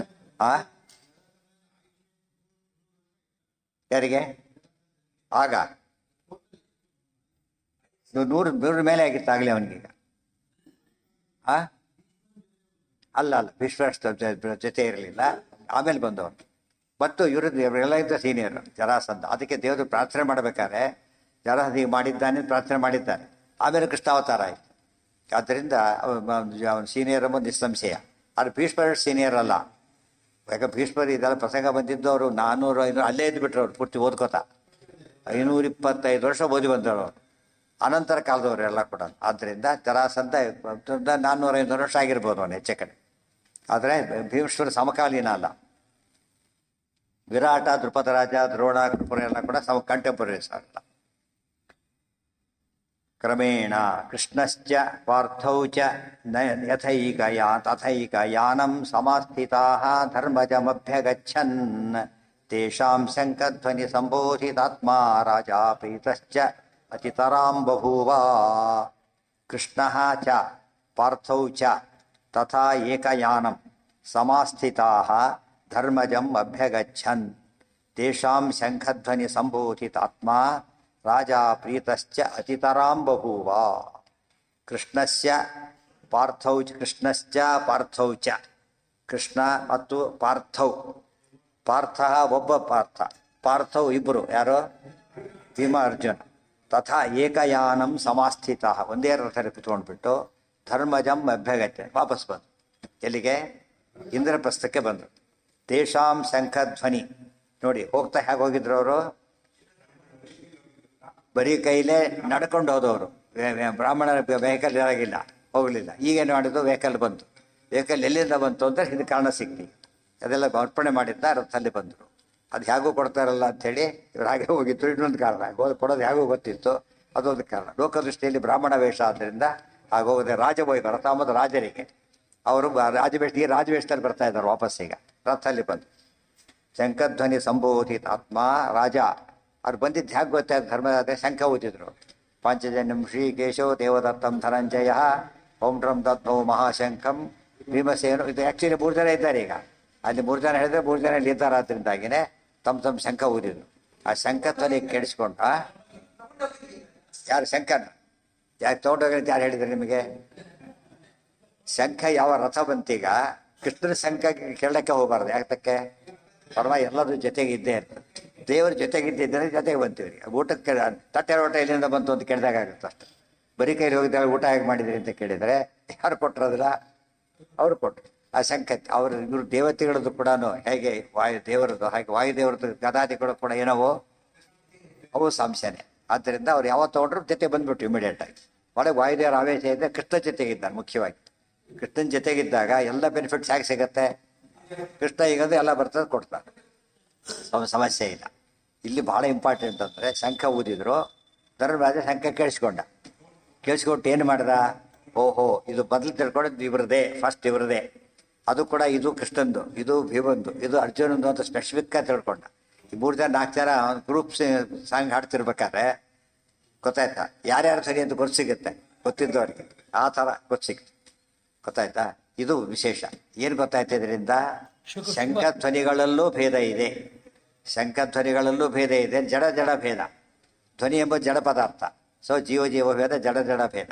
ಮತ್ತು ವೆಹಿಕಲ್ಗಳು ಹಾಗೇನೆ, ಅಷ್ಟು ವೆಹಿಕಲ್ ಇದ್ದರೂ ಕೂಡ ಎಷ್ಟೇ ಇದಾಗಿದ್ರು ಒಂದು ಸ್ವಲ್ಪ ಏನಾದ್ರು ಡಿಫ್ರೆನ್ಸ್ ಇರುತ್ತೆ. ಈ ಮಕ್ಕಳಿಗೆ ಗೊತ್ತಾಗುತ್ತೆ, ಹೇಳಲಿಲ್ಲ, ಓ ಎಷ್ಟು ದೂರ ಸ್ಕೂಟ್ರ್ ಹೋಗುತ್ತೆ, ಮನೆ ಸುಮ್ಮನೆ ಕೂತಿರ್ತಾರೆ, ಇವ್ರ ಕಾಲ ಓ ಅಡ್ಡ ಬಂದಂತ ತಕ್ಷಣ, ಚಿಕ್ಕ ಮಕ್ಕಳಿಗೆ ತಕ್ಷಣ ಅರ್ಥ ಆಗ ನಮ್ಮ ಇವ್ರದೇ ಇದು ಅಂತೆ. ಅದು ಧ್ವನಿಗಳಲ್ಲಿ ಏನಿದೆ ಎಲ್ಲ ಸ್ಪೆಸಿಫಿಕ್, ಪ್ರತಿಯೊಂದು ಇಂಡಿವಿಜುವಲಿ ಏನಾಗಿದೆ ಅದು ಸಪರೇಟ್. ಆದ್ದರಿಂದ ಎಷ್ಟೇ ಸಿಮಿಲಾರಿಟಿ ಇದ್ದರೂ ಕೂಡ ಒಂದು ಯುನಿಕ್ನೆಸ್ ಇದ್ದೇ ಇರುತ್ತೆ ಅದ್ರ. ಇದು ಆಚಾರ್ಯ ಹೇಳಿ ದೊಡ್ಡ ವಿಶೇಷ. ಸುಮ್ಮನೆ ನಾವು ಗಟ್ಟಿಯಾಗಿ ಕೂಗಿಬಿಡ್ಬೇಕು, ಮಂಚವೇ ದೈ ಅಂತ ಕೂಗಿಬಿಡೋದು, ಊಟಕ್ಕೆ ಹೋದ್ರಲ್ಲ, ಅನುಸಂಧಾನ ಇರಬೇಕಾದ್ರೆ. ಈ ಗಂಟೆ ಧ್ವನಿನೇ ಬೇರೆ, ಇದ್ರ ಧ್ವನಿನೇ ಬೇರೆ, ಯಾವುದು ವಿಶೇಷ ಸರಿಯಾಗಿ ಹಿಡ್ಕೊಂಡ ಬರೀ ಧ್ವನಿ ಬೇರೆ, ಸ್ವಲ್ಪ ತಪ್ಪ ಹಿಡ್ಕೊಂಡ ಗಂಟೆ ಧ್ವನಿ ಬೇರೆ ಬರುತ್ತೆ, ಆ ರೀತಿ ಬರೋಲ್ಲ. ಅದರಲ್ಲೂ ಭೇದ ಇದೆ. ಇದೆಲ್ಲ ನೋಡಿದಾಗ ಆಚಾರ್ಯ ಹೇಳಿದ ಸಿದ್ಧಾಂತ ಎಲ್ಲ ಕಡೆಗೆ ಒಪ್ಪಬೇಕು. ಧ್ವನಿಗಳು ಇಷ್ಟು ಜನ ಮಾತಾಡ್ತಾರೆ, ಎಷ್ಟು ಇನ್ಫೈನೈಟ್ ಇರೋದು ಒಂದು ಬಾಯಿ ಅಷ್ಟೇ, ಒಂದು ಬಾಯಿಯೊಳಗೆ ಎಷ್ಟು ಚೇಂಜ್ ಮಾಡಬೇಕು, ಇಷ್ಟು ಚೇಂಜಸ್ ಮಾಡಬೇಕು. ಪರ್ಮಿಟೇಷನ್ ಕಾಂಬಿನೇಷನ್ ಎಷ್ಟು ಮಾಡಿದ್ರು ಕೂಡ ಇನ್ಫೈನೈಟ್ ಆಗ್ಲಿಕ್ಕೆ ಸಾಧ್ಯ ಇಲ್ಲ. ದೇವ್ರು ಎಷ್ಟು ಮಾಡಿದ್ದಾನೆ, ಇನ್ಫೈನೈಟ್ ಮಾಡಿದ್ದಾನೆ. ಒಬ್ಬರು ಧ್ವನಿ ಇದ್ದಾಗಿರುತ್ತೆ, ಅಷ್ಟು ಜನ ವಾಕ್ ಮಾಡ್ತಾರೆ ತಿಳ್ಕೊಂಡು. ಸುಮ್ಮನೆ ಅಬ್ಸರ್ವ್ ಬಂದಿರ್ತಿರೋದಿಲ್ಲ, ವಾಕಿಂಗ್ ಸ್ವಲ್ಪ ಚೇಂಜ್ ಇದ್ದೇ ಇರುತ್ತೆ. ಸದ್ಯ ಟ್ವಿನ್ಸ್ ಓಡಾಡಿದ್ರು ಕೂಡ ಹೇಗಿರುತ್ತೆ, ವ್ಯತ್ಯಾಸ ಇರುತ್ತೆ. ಎಂಥ ಟ್ವಿನ್ಸ್ಗೂ ಕೂಡ ಡಿಫ್ರೆನ್ಸ್ ಎದ್ದು ಕಾಣುತ್ತೆ. ಇದೆಲ್ಲ ನೋಡಿದಾಗ ದೇವರು ಎಷ್ಟು ಮೇಂಟೈನ್ ಮಾಡಿದ್ದ. ಜೀವ ಭೇದ ಎಂಬುದಕ್ಕೆ ಪರ್ಫೆಕ್ಷನ್ ಇದೆ, ತಿಳಿತಾ. ಇದೆಲ್ಲ ಅದಕ್ಕೆ ಕೃಷ್ಣನ ಪಾದ ನೋಡಿಬಿಟ್ಟು ಕೃಷ್ಣಂದೇ ಪಾದ ಅಂತ ಗುರುತಿಸಿದ. 100 ಜನ ಓಡಾಡಿರ್ತಾರೆ, ಹೇಗೆ ಗೊತ್ತಾಯ್ತು ಅಂದರೆ ವಜ್ರಾಂಕುಶ ಧ್ವಜ ರೇಖೆಗಳ ಚಿಹ್ನೆಗಳೆಲ್ಲ ಇದ್ವು ಅಂತ ಹೇಳ್ತಾರೆ. ಇದನ್ನು ಆಚಾರ ಸಿದ್ಧಾಂತ ಗೊತ್ತಿದ್ರೆ ಮಾತ್ರ ಅರ್ಥ ಆಗೋದು. ಅದು ಗೊತ್ತಿದ್ರೆ ಅಪ್ಲೈ ಮಾಡ್ಕೊಳ್ಳೋಕ್ಕೂ ಬರುತ್ತೆ. ಇಲ್ಲೆಲ್ಲ ಒಂದೇ ಆಗಿದ್ರಲ್ಲಿ ಒತ್ತಿ ಹೇಳಬೇಕಾದ ಕಾರಣ ಇರಲಿಲ್ಲ. ಬಂದರೂ ಖುಷಿಕಾರ ಮಾಡಿದ್ರೆ ಮುಗಿದೋಗ್ತಿತ್ತು ಅಷ್ಟೇ. ದ್ವೈಪಾಯನೋಥ ಭಗವಾನ್ ಅಭಿಗಮ್ಯ ಪಾರ್ಥಾನ್ ಆಜ್ಞಾಪಯತ್ ಸಕಲ ಸಂಹೃತಿ ಸಾಧನಾಯ ತಂ ರಾಜಸೂಯ ಸಹಿತಂ ಪರಮಾಶ್ವಮೇಧಂ ಯಜ್ಞಂ ಸಮಾಧಿಶತನನ್ಯ ಕೃತಂ ವಿರಿಂಚಾತ್ ತೇಷಾಂ ಶಂಖಧ್ವನಿ ಸಂಬೋಧಿತಾತ್ಮ ರಾಜ ಬೋಧಿತ ಸಂಬೋಧಿತ. ಚೆನ್ನಾಗಿ ಅರ್ಥ ಮಾಡಿಕೊಂಡ. ಇವರೇ ಬಂದಿದ್ದಾರೆ, ಇವರು ಶಂಖ ಇದು ಕೆಲಸ ಆಗಿದೆ ಎಲ್ಲ ಕೃಷ್ಣ ಹೇಳಿದ್ದು, ತೋರಿಸ್ತೀನಿ ಹೇಳಿದ್ದು, ಯೋಚನೆ ಮಾಡಬೇಡ ಅಂತ ಹೇಳಿದ್ದಿಲ್ಲ. ಅದು ತಿಳ್ಕೊಂಡು ಪ್ರೀತಶ್ಚ ಅತಿತರಾಂ ಬಭೂವ. ಪ್ರೀತಃ ಅತಿತರಾಮ್ ಎಂಬುದೇನೋ ಮೋರ್, ಅತಿತರಾಮ್ ಅತಿತಮಾಂ ಮೋಸ್ಟ್, ತರಾತಮ ಭಾರಿ ಸಂತೋಷವನ್ನು ಪಟ್ಟ. ಮೊದಲೇ ಸಂತೋಷ ಆಗಿತ್ತು, ಇನ್ನೂ ಹೆಚ್ಚು ಸಂತೋಷಪಟ್ಟ. ಬಭೂವ ದ್ವೈಪಾಯಲ್ಲಿ ಒಂದು ಘಟ್ಟ ಮುಗೀತು. ಮುಂದೆ ಏನಾಯ್ತು ಈಗ, ದ್ವೈಪಾಯನೋತ ಭಗವಾನ್ ಅಧಿಗಮ್ಯ ಪಾರ್ಥಾನ್ ಆಜ್ಞಾಪಯತ್ ಸಕಲ ಸಂಹೃತಿ ಸಾಧನಾಯ ತಂ ರಾಜಸೂಯ ಸಹಿತಂ ಪರಮಾಶ್ವಮೇಧ ಯಜ್ಞಂ ಸಮಾಧಿಶತನನ್ಯ ಕೃತಂ ವಿರಿಂಚಾತ್. ಈಗ ಕೃಷ್ಣಾಲಿಂದ ಹೊರಟು ಬಿಡ್ತಾನೆ. ಕೃಷ್ಣಾಲಿಂದ ಹೊರಡ್ತಾನೆ, ವೇದವ್ಯಾಸ ರೂಪದಿಂದ ಬರ್ತಾನೆ. ಈ ರೂಪದಿಂದ ಹೊರಟ, ಆ ರೂಪದಿಂದ ಬಂದ. ದೇವರು ಯಾವಾಗಲೂ ಕೂಡ ನನ್ನ ಜೊತೆಗೆ ಒಂದೊಂದು ರೂಪದಲ್ಲಿ ಇದ್ದೇ ಇರ್ತಾನೆ. ಇನ್ನೊಬ್ರು ಯಾರೋ ಬಂದರು, ಆ ರೂಪದಲ್ಲಿ ದೇವರು ಬಂದಿದ್ದಾನೆ. ಮತ್ತೆ ಒಬ್ಬನಲ್ಲಿ ನಿಂದ ಆಡುವನು. ಅರ್ಥ ಆಯ್ತಾ? ತುಂಬ ಇಂಪಾರ್ಟೆಂಟ್ ಅದು. ಇಲ್ಲಿ ಬಂದರೂ ಕೂಡ ದ್ವೈಪಾಯನ ರೂಪದಿಂದ ಬಂದ, ಕೃಷ್ಣ ರೂಪದಿಂದ ಅಷ್ಟೊತ್ತಿದ್ದ. ಯಾಕೆ ಅದೇ ರೂಪದಿಂದ ಮಾಡಲಿಲ್ಲ, ಅಥವಾ ಈ ರೂಪದಿಂದ ಅಲ್ಲಿ ಯಾಕೆ ಹೋಗಲಿಲ್ಲ? 2 ಪ್ರಶ್ನೆಗೆ ಉತ್ತರ. ಇದು ಜಲಹಂದ ಕೊಡೋದು ಬಲ ಕಾರ್ಯಕ್ಕೆ ಯಾವ ರೂಪ ಬೇಕೋ, ಕ್ಷತ್ರಿಯ ರೂಪ ಬೇಕು. ಇದು ಮುಂದಿಂದೆಲ್ಲ ಡೀಟೇಲ್ಸ್ ಎಕ್ಸಾಮ್ ಮಾಡಿ ವಿಧಿವಿಧಾನ ಹೇಳಬೇಕು. ಇದಕ್ಕೆ ಯಾರು ಬೇಕೋ, ಜ್ಞಾನ ಕಾರ್ಯ ಅವ್ರು ಬೇಕು. ಎಷ್ಟು ಇಂಪಾರ್ಟೆಂಟ್ ಇದೆ ಇದು ನೋಡಿದ್ರೆ ಪ್ರತಿಯೊಂದರಲ್ಲೂ ಕೂಡ ನಾ ಏನು ಆಚಾರ್ಯ ಹೇಳಿರ್ತಾರೆ ಅಪ್ಲೈ ಮಾಡ್ತಾ ಹೋಗ್ಬೇಕು. ಸುಮ್ಮನೆ ಕಥೆ ಆದರೆ ಉಚ್ಚಾಬಟ್ಟೆ ಹೇಳ್ಕೊಂಡು ಹೋಗ್ಬಿಡ್ತಾರೆ. ಸೊ ಹೇಳಿ ಒಯ್ದು ಬಿಡ್ತಾರೆ, ಸುಮ್ಮನೆ ಕೇಳ್ಕೊಂಡು ಹೋಗೋ ಅಂತೇಳಿ. ಶಾಸ್ತ್ರ ಹಾಗಲ್ಲ. ಎಷ್ಟು ಏನೇ ಪ್ರಶ್ನೆ ಕೇಳಿದ್ರೆ ಏನಿರುತ್ತೆ ಅದರಲ್ಲಿ ಉತ್ತರ ಇರುತ್ತೆ. ಅದಕ್ಕೆ ಅದು ಮಧ್ಯೆ ಹೇಳಿಬಿಟ್ರಾಗಲೇ, ಕೃಷ್ಣ ರಾಮಾದಿ ರೂಪೇಶು ಬಲ ಕಾರ್ಯ ತಥಾ ಪ್ರಭು ದತ್ತ ವ್ಯಾಸಾದಿ ರೂಪೇಶು ಜ್ಞಾನ ಕಾರ್ಯ. ಆ ಜ್ಞಾನ ಕಾರ್ಯ ಮಾಡಕ್ಕೆ ಈ ರೂಪ, ಬಲ ಕಾರ್ಯ ಮಾಡಕ್ಕೆ ಆ ರೂಪ. ಆದ್ದರಿಂದ ಆ ರೂಪದಿಂದ ಬಂದ. ಅಂತೂ ನಮ್ಮ ಜೊತೆಗೆ ಯಾರೇ ಇದ್ದರೂ ಕೂಡ ದೇವ್ರು ಏನು ಮಾಡ್ತಾನೆ, ತಾನಿರ್ತಾನೆ. ಈಗ ಯಾವ ಕೆಲಸಕ್ಕೆ ಯಾರು ಬೇಕೋ ಆ ರೂಪದಲ್ಲಿ ಇರ್ತಾನೆ. ಇದು ದೇವರ ವಯಸ್ಸು. ನಾವೇನು ಮಾಡ್ತೇವೆ, ದೇವ್ರು ಎಲ್ಲ ಹೋಗ್ಬಿಟ್ಟೆ ಪಾಪ ಯಾರೋ ಒಂದು ಮನೆ ಕಾಪಾಡಿದೆ ಅಂತೇಳಿ. ಆ ರೂಪದಲ್ಲಿ ಕಾಪಾಡ್ತಾನೆ. Very simple. ಇಲ್ಲಿಂದ ಡೆಲ್ಲಿಗೆ ಹೊರಡ್ತಾನೆ. ಈಗ ಅಫಿಷಿಯಲ್ ಕೆಲಸ ಮೇಲೆ ಹೊರಡ್ತಾನೆ. ಇಲ್ಲಿಂದ ಟ್ಯಾಕ್ಸಿ ಬುಕ್ ಆಯಿತು. ಟ್ಯಾಕ್ಸಿ ಬುಕ್ ಅವರೇ ಮಾಡಿಬಿಟ್ಟಿದ್ದಾರೆ, ಸರಿಯಾಗಿ ಬಂದು ನಿಂತು ಬಿಡುತ್ತೆ ಬಂದದ್ದು. ಟ್ಯಾಕ್ಸಿ ಬುಕ್ ಮಾಡ್ದ, ಹತ್ತಿದ, ಸಾಮಾನು ಬಂತು, ಹತ್ತಿದ, ಮುಂದೆ ಹೋದ, ಇಳಿದ, ಅಲ್ಲೊಂದು ಟ್ಯಾಕ್ಸಿ ಬಂದಿತ್ತು. ಒಂದು ಗೊತ್ತಿವು ಎಲ್ಲ ಯಾರು ಮಾಡಿದ್ದಿದ್ದು? ಆಫೀಸ್ ಅರೇಂಜ್ಮೆಂಟ್ ಇದು. ಅವನಾಗಿ ಬಂದಿದ್ದಲ್ಲ, ಇದು ಆಫೀಸ್ ಅರೇಂಜ್ಮೆಂಟ್ ಇದೆ ಮೊದಲು. ಅದು ನಮಗೆ ಅಷ್ಟು ಅರ್ಥ ಆಗುತ್ತೆ, ಹೊತ್ತಾನೆ ಕ್ಲಿಯರಾಗಿ ಅರ್ಥ. ಇದು ಹಾಗೆ ಯಾರೇ ಏನೇ ಮಾಡ್ತೀರಿ ಎವ್ರಿ ಮೂಮೆಂಟ್ ನಮ್ಮ ಜೊತೆಗೆ ಯಾರು ಇರ್ತಾರೆ? ಇರ್ತಾರೆ. ಅವ್ರು ಇವರು ಸಹಾಯ ಮಾಡಿದ್ರಲ್ಲ, ಅವರ ಮೂಲಕ ದೇವರು ಮಾಡಿಸ್ತಾನೆ ಹೊರತು ಮೂಲತಃ ತಾನೇ ಮಾಡೋದೇ ಹೊರತು ಬೇರೆ ಅಲ್ಲ. ಆಗ ನಮಗೆ ಸುಲಭ ಆಗುತ್ತೆ ಅರ್ಥ ಮಾಡ್ಕೊಂಡು. ಇಲ್ಲಿ ಅರ್ಥ ಆಗುತ್ತೆ ನಮಗೀಗ. ಯಾರೋ ಒಂದು ಕರ್ಕೊಂಡು ಹೋದ್ರು, ಇಲ್ಲಿ ಯಾರೋ ಒಂದು ಬಿಟ್ಟರು ಅಲ್ಲ, ಎಲ್ಲ ಆಫೀಸ್ ಏರ್ಪಟ್ಟು ಎಲ್ಲ ಯಾರು ಮಾಡಿದ್ರು ಅಲ್ಲಿ ರೂಮ್ ಫಿಕ್ಸ್ ಆಗಿದೆ. ಮತ್ತೆ ರೂಮ್ ಇದಾಗಿದೆ, ಅಲ್ಲಿಗೆ ಹೋಗ್ಲಿಕ್ಕೆ ಮತ್ತೊಂದು ಟ್ಯಾಕ್ಸಿ, ಆಫೀಸಿಂದ ಇದಕ್ಕೆ ರೂಮಿಂದ ಹೋಗ್ಲಿಕ್ಕೆ ಮತ್ತೊಂದು ಅರೇಂಜ್ಮೆಂಟ್, ಬರ್ಲಿಕ್ಕೆ ಮತ್ತೊಂದು ಅರೇಂಜ್ಮೆಂಟು. ಪ್ರತಿಯೊಂದು ಅರೇಂಜ್ಮೆಂಟಿಂದ ಯಾರಿದ್ದಾರೆ ಈಗ? ಯಾರು ಹೇಳಿದ್ರು ಅವ್ರ ಮಾತು ಎಲ್ಲ ನೋಡ್ಕೋತಾ ಇದ್ದಾರೆ. ಗೊತ್ತಾಯ್ತಾ? ಆ ರೀತಿ ದೇವರು ನಮ್ಮನ್ನೇನು ಹುಟ್ಟಿಸಿದ್ದಾನೆ ದೇವರು ಆಫೀಸಿಗೆ ಕಳಿಸಿದ್ದಾನೆ ಅಷ್ಟೇ. ಈಗ ಬಂದಿದ್ದೇವೆ, ಪ್ರತಿಯೊಂದು ಜವಾಬ್ದಾರಿ ಯಾರು ನೋಡ್ಕೋತಾ? ಎವ್ರಿ ಮೂಮೆಂಟ್ ದೇವ್ರು ನೋಡ್ಕೋತಾ ಇತ್ತು. ಇಲ್ಲಿ ಈ ಕಥೆ ನಮಗೆ ನಿದರ್ಶನ, ನಮಗೆ ಅನುಭವ ಬರಬೇಕು. ದರ್ಶನ, ನಿದರ್ಶನ, ಅನುಭವ, ಮೂರನೇ ಹಂತ ಇತ್ತು. ಕಥೆ ಇತ್ತು, ಅವರಲ್ಲಿ ನೋಡಿದ್ವಿ, ಇದು ಅರ್ಥ ಆಯಿತು. ಶಾಸ್ತ್ರ ಹೀಗಿದೆ, ಇವ್ರ ದೃಷ್ಟಾಂತ, ನಮ್ಮ ಅನುಭವ. ಅದು ಅನುಭವಕ್ಕೆ ಬರದೆ ಹೋದರೆ ಉಳಿದೆಲ್ಲ ವೇಸ್ಟ್. ಅದು ಅನುಭವ ಇಲ್ಲದೆ ಹೋದರೆ ಶಾಸ್ತ್ರಕ್ಕೆ ಏನಿಲ್ಲ. ಊಟ ಕುಡಿಸ್ಕೊಂಡು ಎಲ್ಲ ಆಯ್ತು, ಕೃಷ್ಣಾರ್ಪಣ ಅಂದರು, ಹೇಳಿ ಅಂತ ಕಳಿಸ್ಬಿಟ್ರು. ಊಟ ಆಯ್ತು ಅಂತ ಹೇಳ್ತಾರಾ? ನೋಡಿದ ಊಟ ಮಾಡಲೇ ಇಲ್ಲ. ತಿಂದಾಗ ಮಾತ್ರ ಊಟ ಆಗುತ್ತೆ. ಎಷ್ಟು ಅಡುಗೆ ಮಾಡಿದ್ರು, ಎಷ್ಟೇ ಬಡಿಸಿದ್ರು ಅದು ಊಟ ಅಂತ ಕರೆಯೋದಿಲ್ಲ. ಯಾವಾಗ ಊಟ ಆಗುತ್ತದ? ತಿನ್ಮೇಲೆ ಮಾತ್ರ. ಸೊ ಎಷ್ಟೇ ಓದಿದ್ರು ಕೂಡ ಅದು ಜ್ಞಾನ ಅಂತ ಕರೆಯೋದಿಲ್ಲ. ಯಾವಾಗ ಆಗುತ್ತದ? ಅನುಭವಕ್ಕೆ ಟ್ರಾನ್ಸ್ಫಾರ್ಮ್ ಆಗಬೇಕು. ಅದಕ್ಕೆ ಜೀವನ ದೇವರು ಕೊಟ್ಟರು. ಎಕ್ಸ್ಪೀರಿಯನ್ಸ್ ಮಾಡ್ತಾ ಹೋಗ್ಬೇಕು. ಶಾಸ್ತ್ರ ಸತ್ಯ ಅಂತ ಮನವರಿಕೆ ಆಗುತ್ತೆ. ಆಗ ಭಕ್ತಿ ಜಾಸ್ತಿ ಆಗುತ್ತೆ. ಆ ಭಕ್ತಿ ಅಲ್ಟಿಮೇಟ್ ಬಂದಾಗ ಆಗ ಮುಕ್ತಿಗೆ ಅರ್ಹನಾಗ್ತಾನೆ. ಅಲ್ಲಿವರೆಗೂ ಇಲ್ಲ. ಪರಮಾತ್ಮ ಎರಡು ರೂಪದಲ್ಲಿ ಪಾಂಡವರ ಜೊತೆ ಇದ್ದೇ ಇರ್ತಾನೆ. ಮತ್ತೆ ಬರ್ತಾನೆ, ಭಾರ್ಗವ ಪರಶುರಾಮ ರೂಪದಲ್ಲಿ ಬರ್ತಾನೆ. ಮತ್ತೆ ಎರಡಾಗಿ ಮಾಡ್ತೇನೆ, ಅನೇಕ ರೂಪದಲ್ಲಿ ಓಡಾಡ್ತಾನೆ. ಒಬ್ಬನಲ್ಲಿ ಹಿಂದಾಡವನ ಮಾತಿಗೆ ಅದಾರ್ಥ. ಹರಿದಾಸರ ಮಾತಿಗೆ ಇನ್ನು ಎಕ್ಸ್ಪ್ಯಾಂಡ್ ಮಾಡ್ತಾ ಹೋದರೆ ಒಂದೊಂದು ಪದ್ಯನೂ ಬಹಳಷ್ಟು ಅರ್ಥ ತುಂಬಿಕೊಂಡಿದೆ. ಅದು ಅರ್ಥ ಆಗುತ್ತೆ. ನಮ್ಮ ಜೊತೆಗೆ ಆಟಕ್ಕೆ ಬಂದಾಗ ಯಾರೋ ಇಲ್ಲ, ದೇವ್ರ ಜೊತೆಗೆ ಇದ್ದಾನೆ ಅಲ್ಲಿ ಕೊನೆಗೆ. ಇಲ್ಲ ಆಟ ಆಡಕ್ಕೆ ಬರ್ತಾನೆ, ಬರೋದಿಲ್ಲ ಅಂದ್ರೆ ಬೋದು ಕಷ್ಟೇ. ಆತ್ಮನ ಕಾಮಾಯ. ಎಷ್ಟು ಜನ ಕರೆ ಆಟಕ್ಕೆ ಬರೋದಿಲ್ಲ ಅವರು, ಹೇಳಿತಿಲ್ಲ. ಬಂದರಂದ್ರೆ ದೇವ್ರ ಅನುಗ್ರಹ ಮಾಡಿದ ಅಂತ ಆ ರೂಪದಲ್ಲಿ ಬರ್ತಾ ಇದ್ದಾನೆ.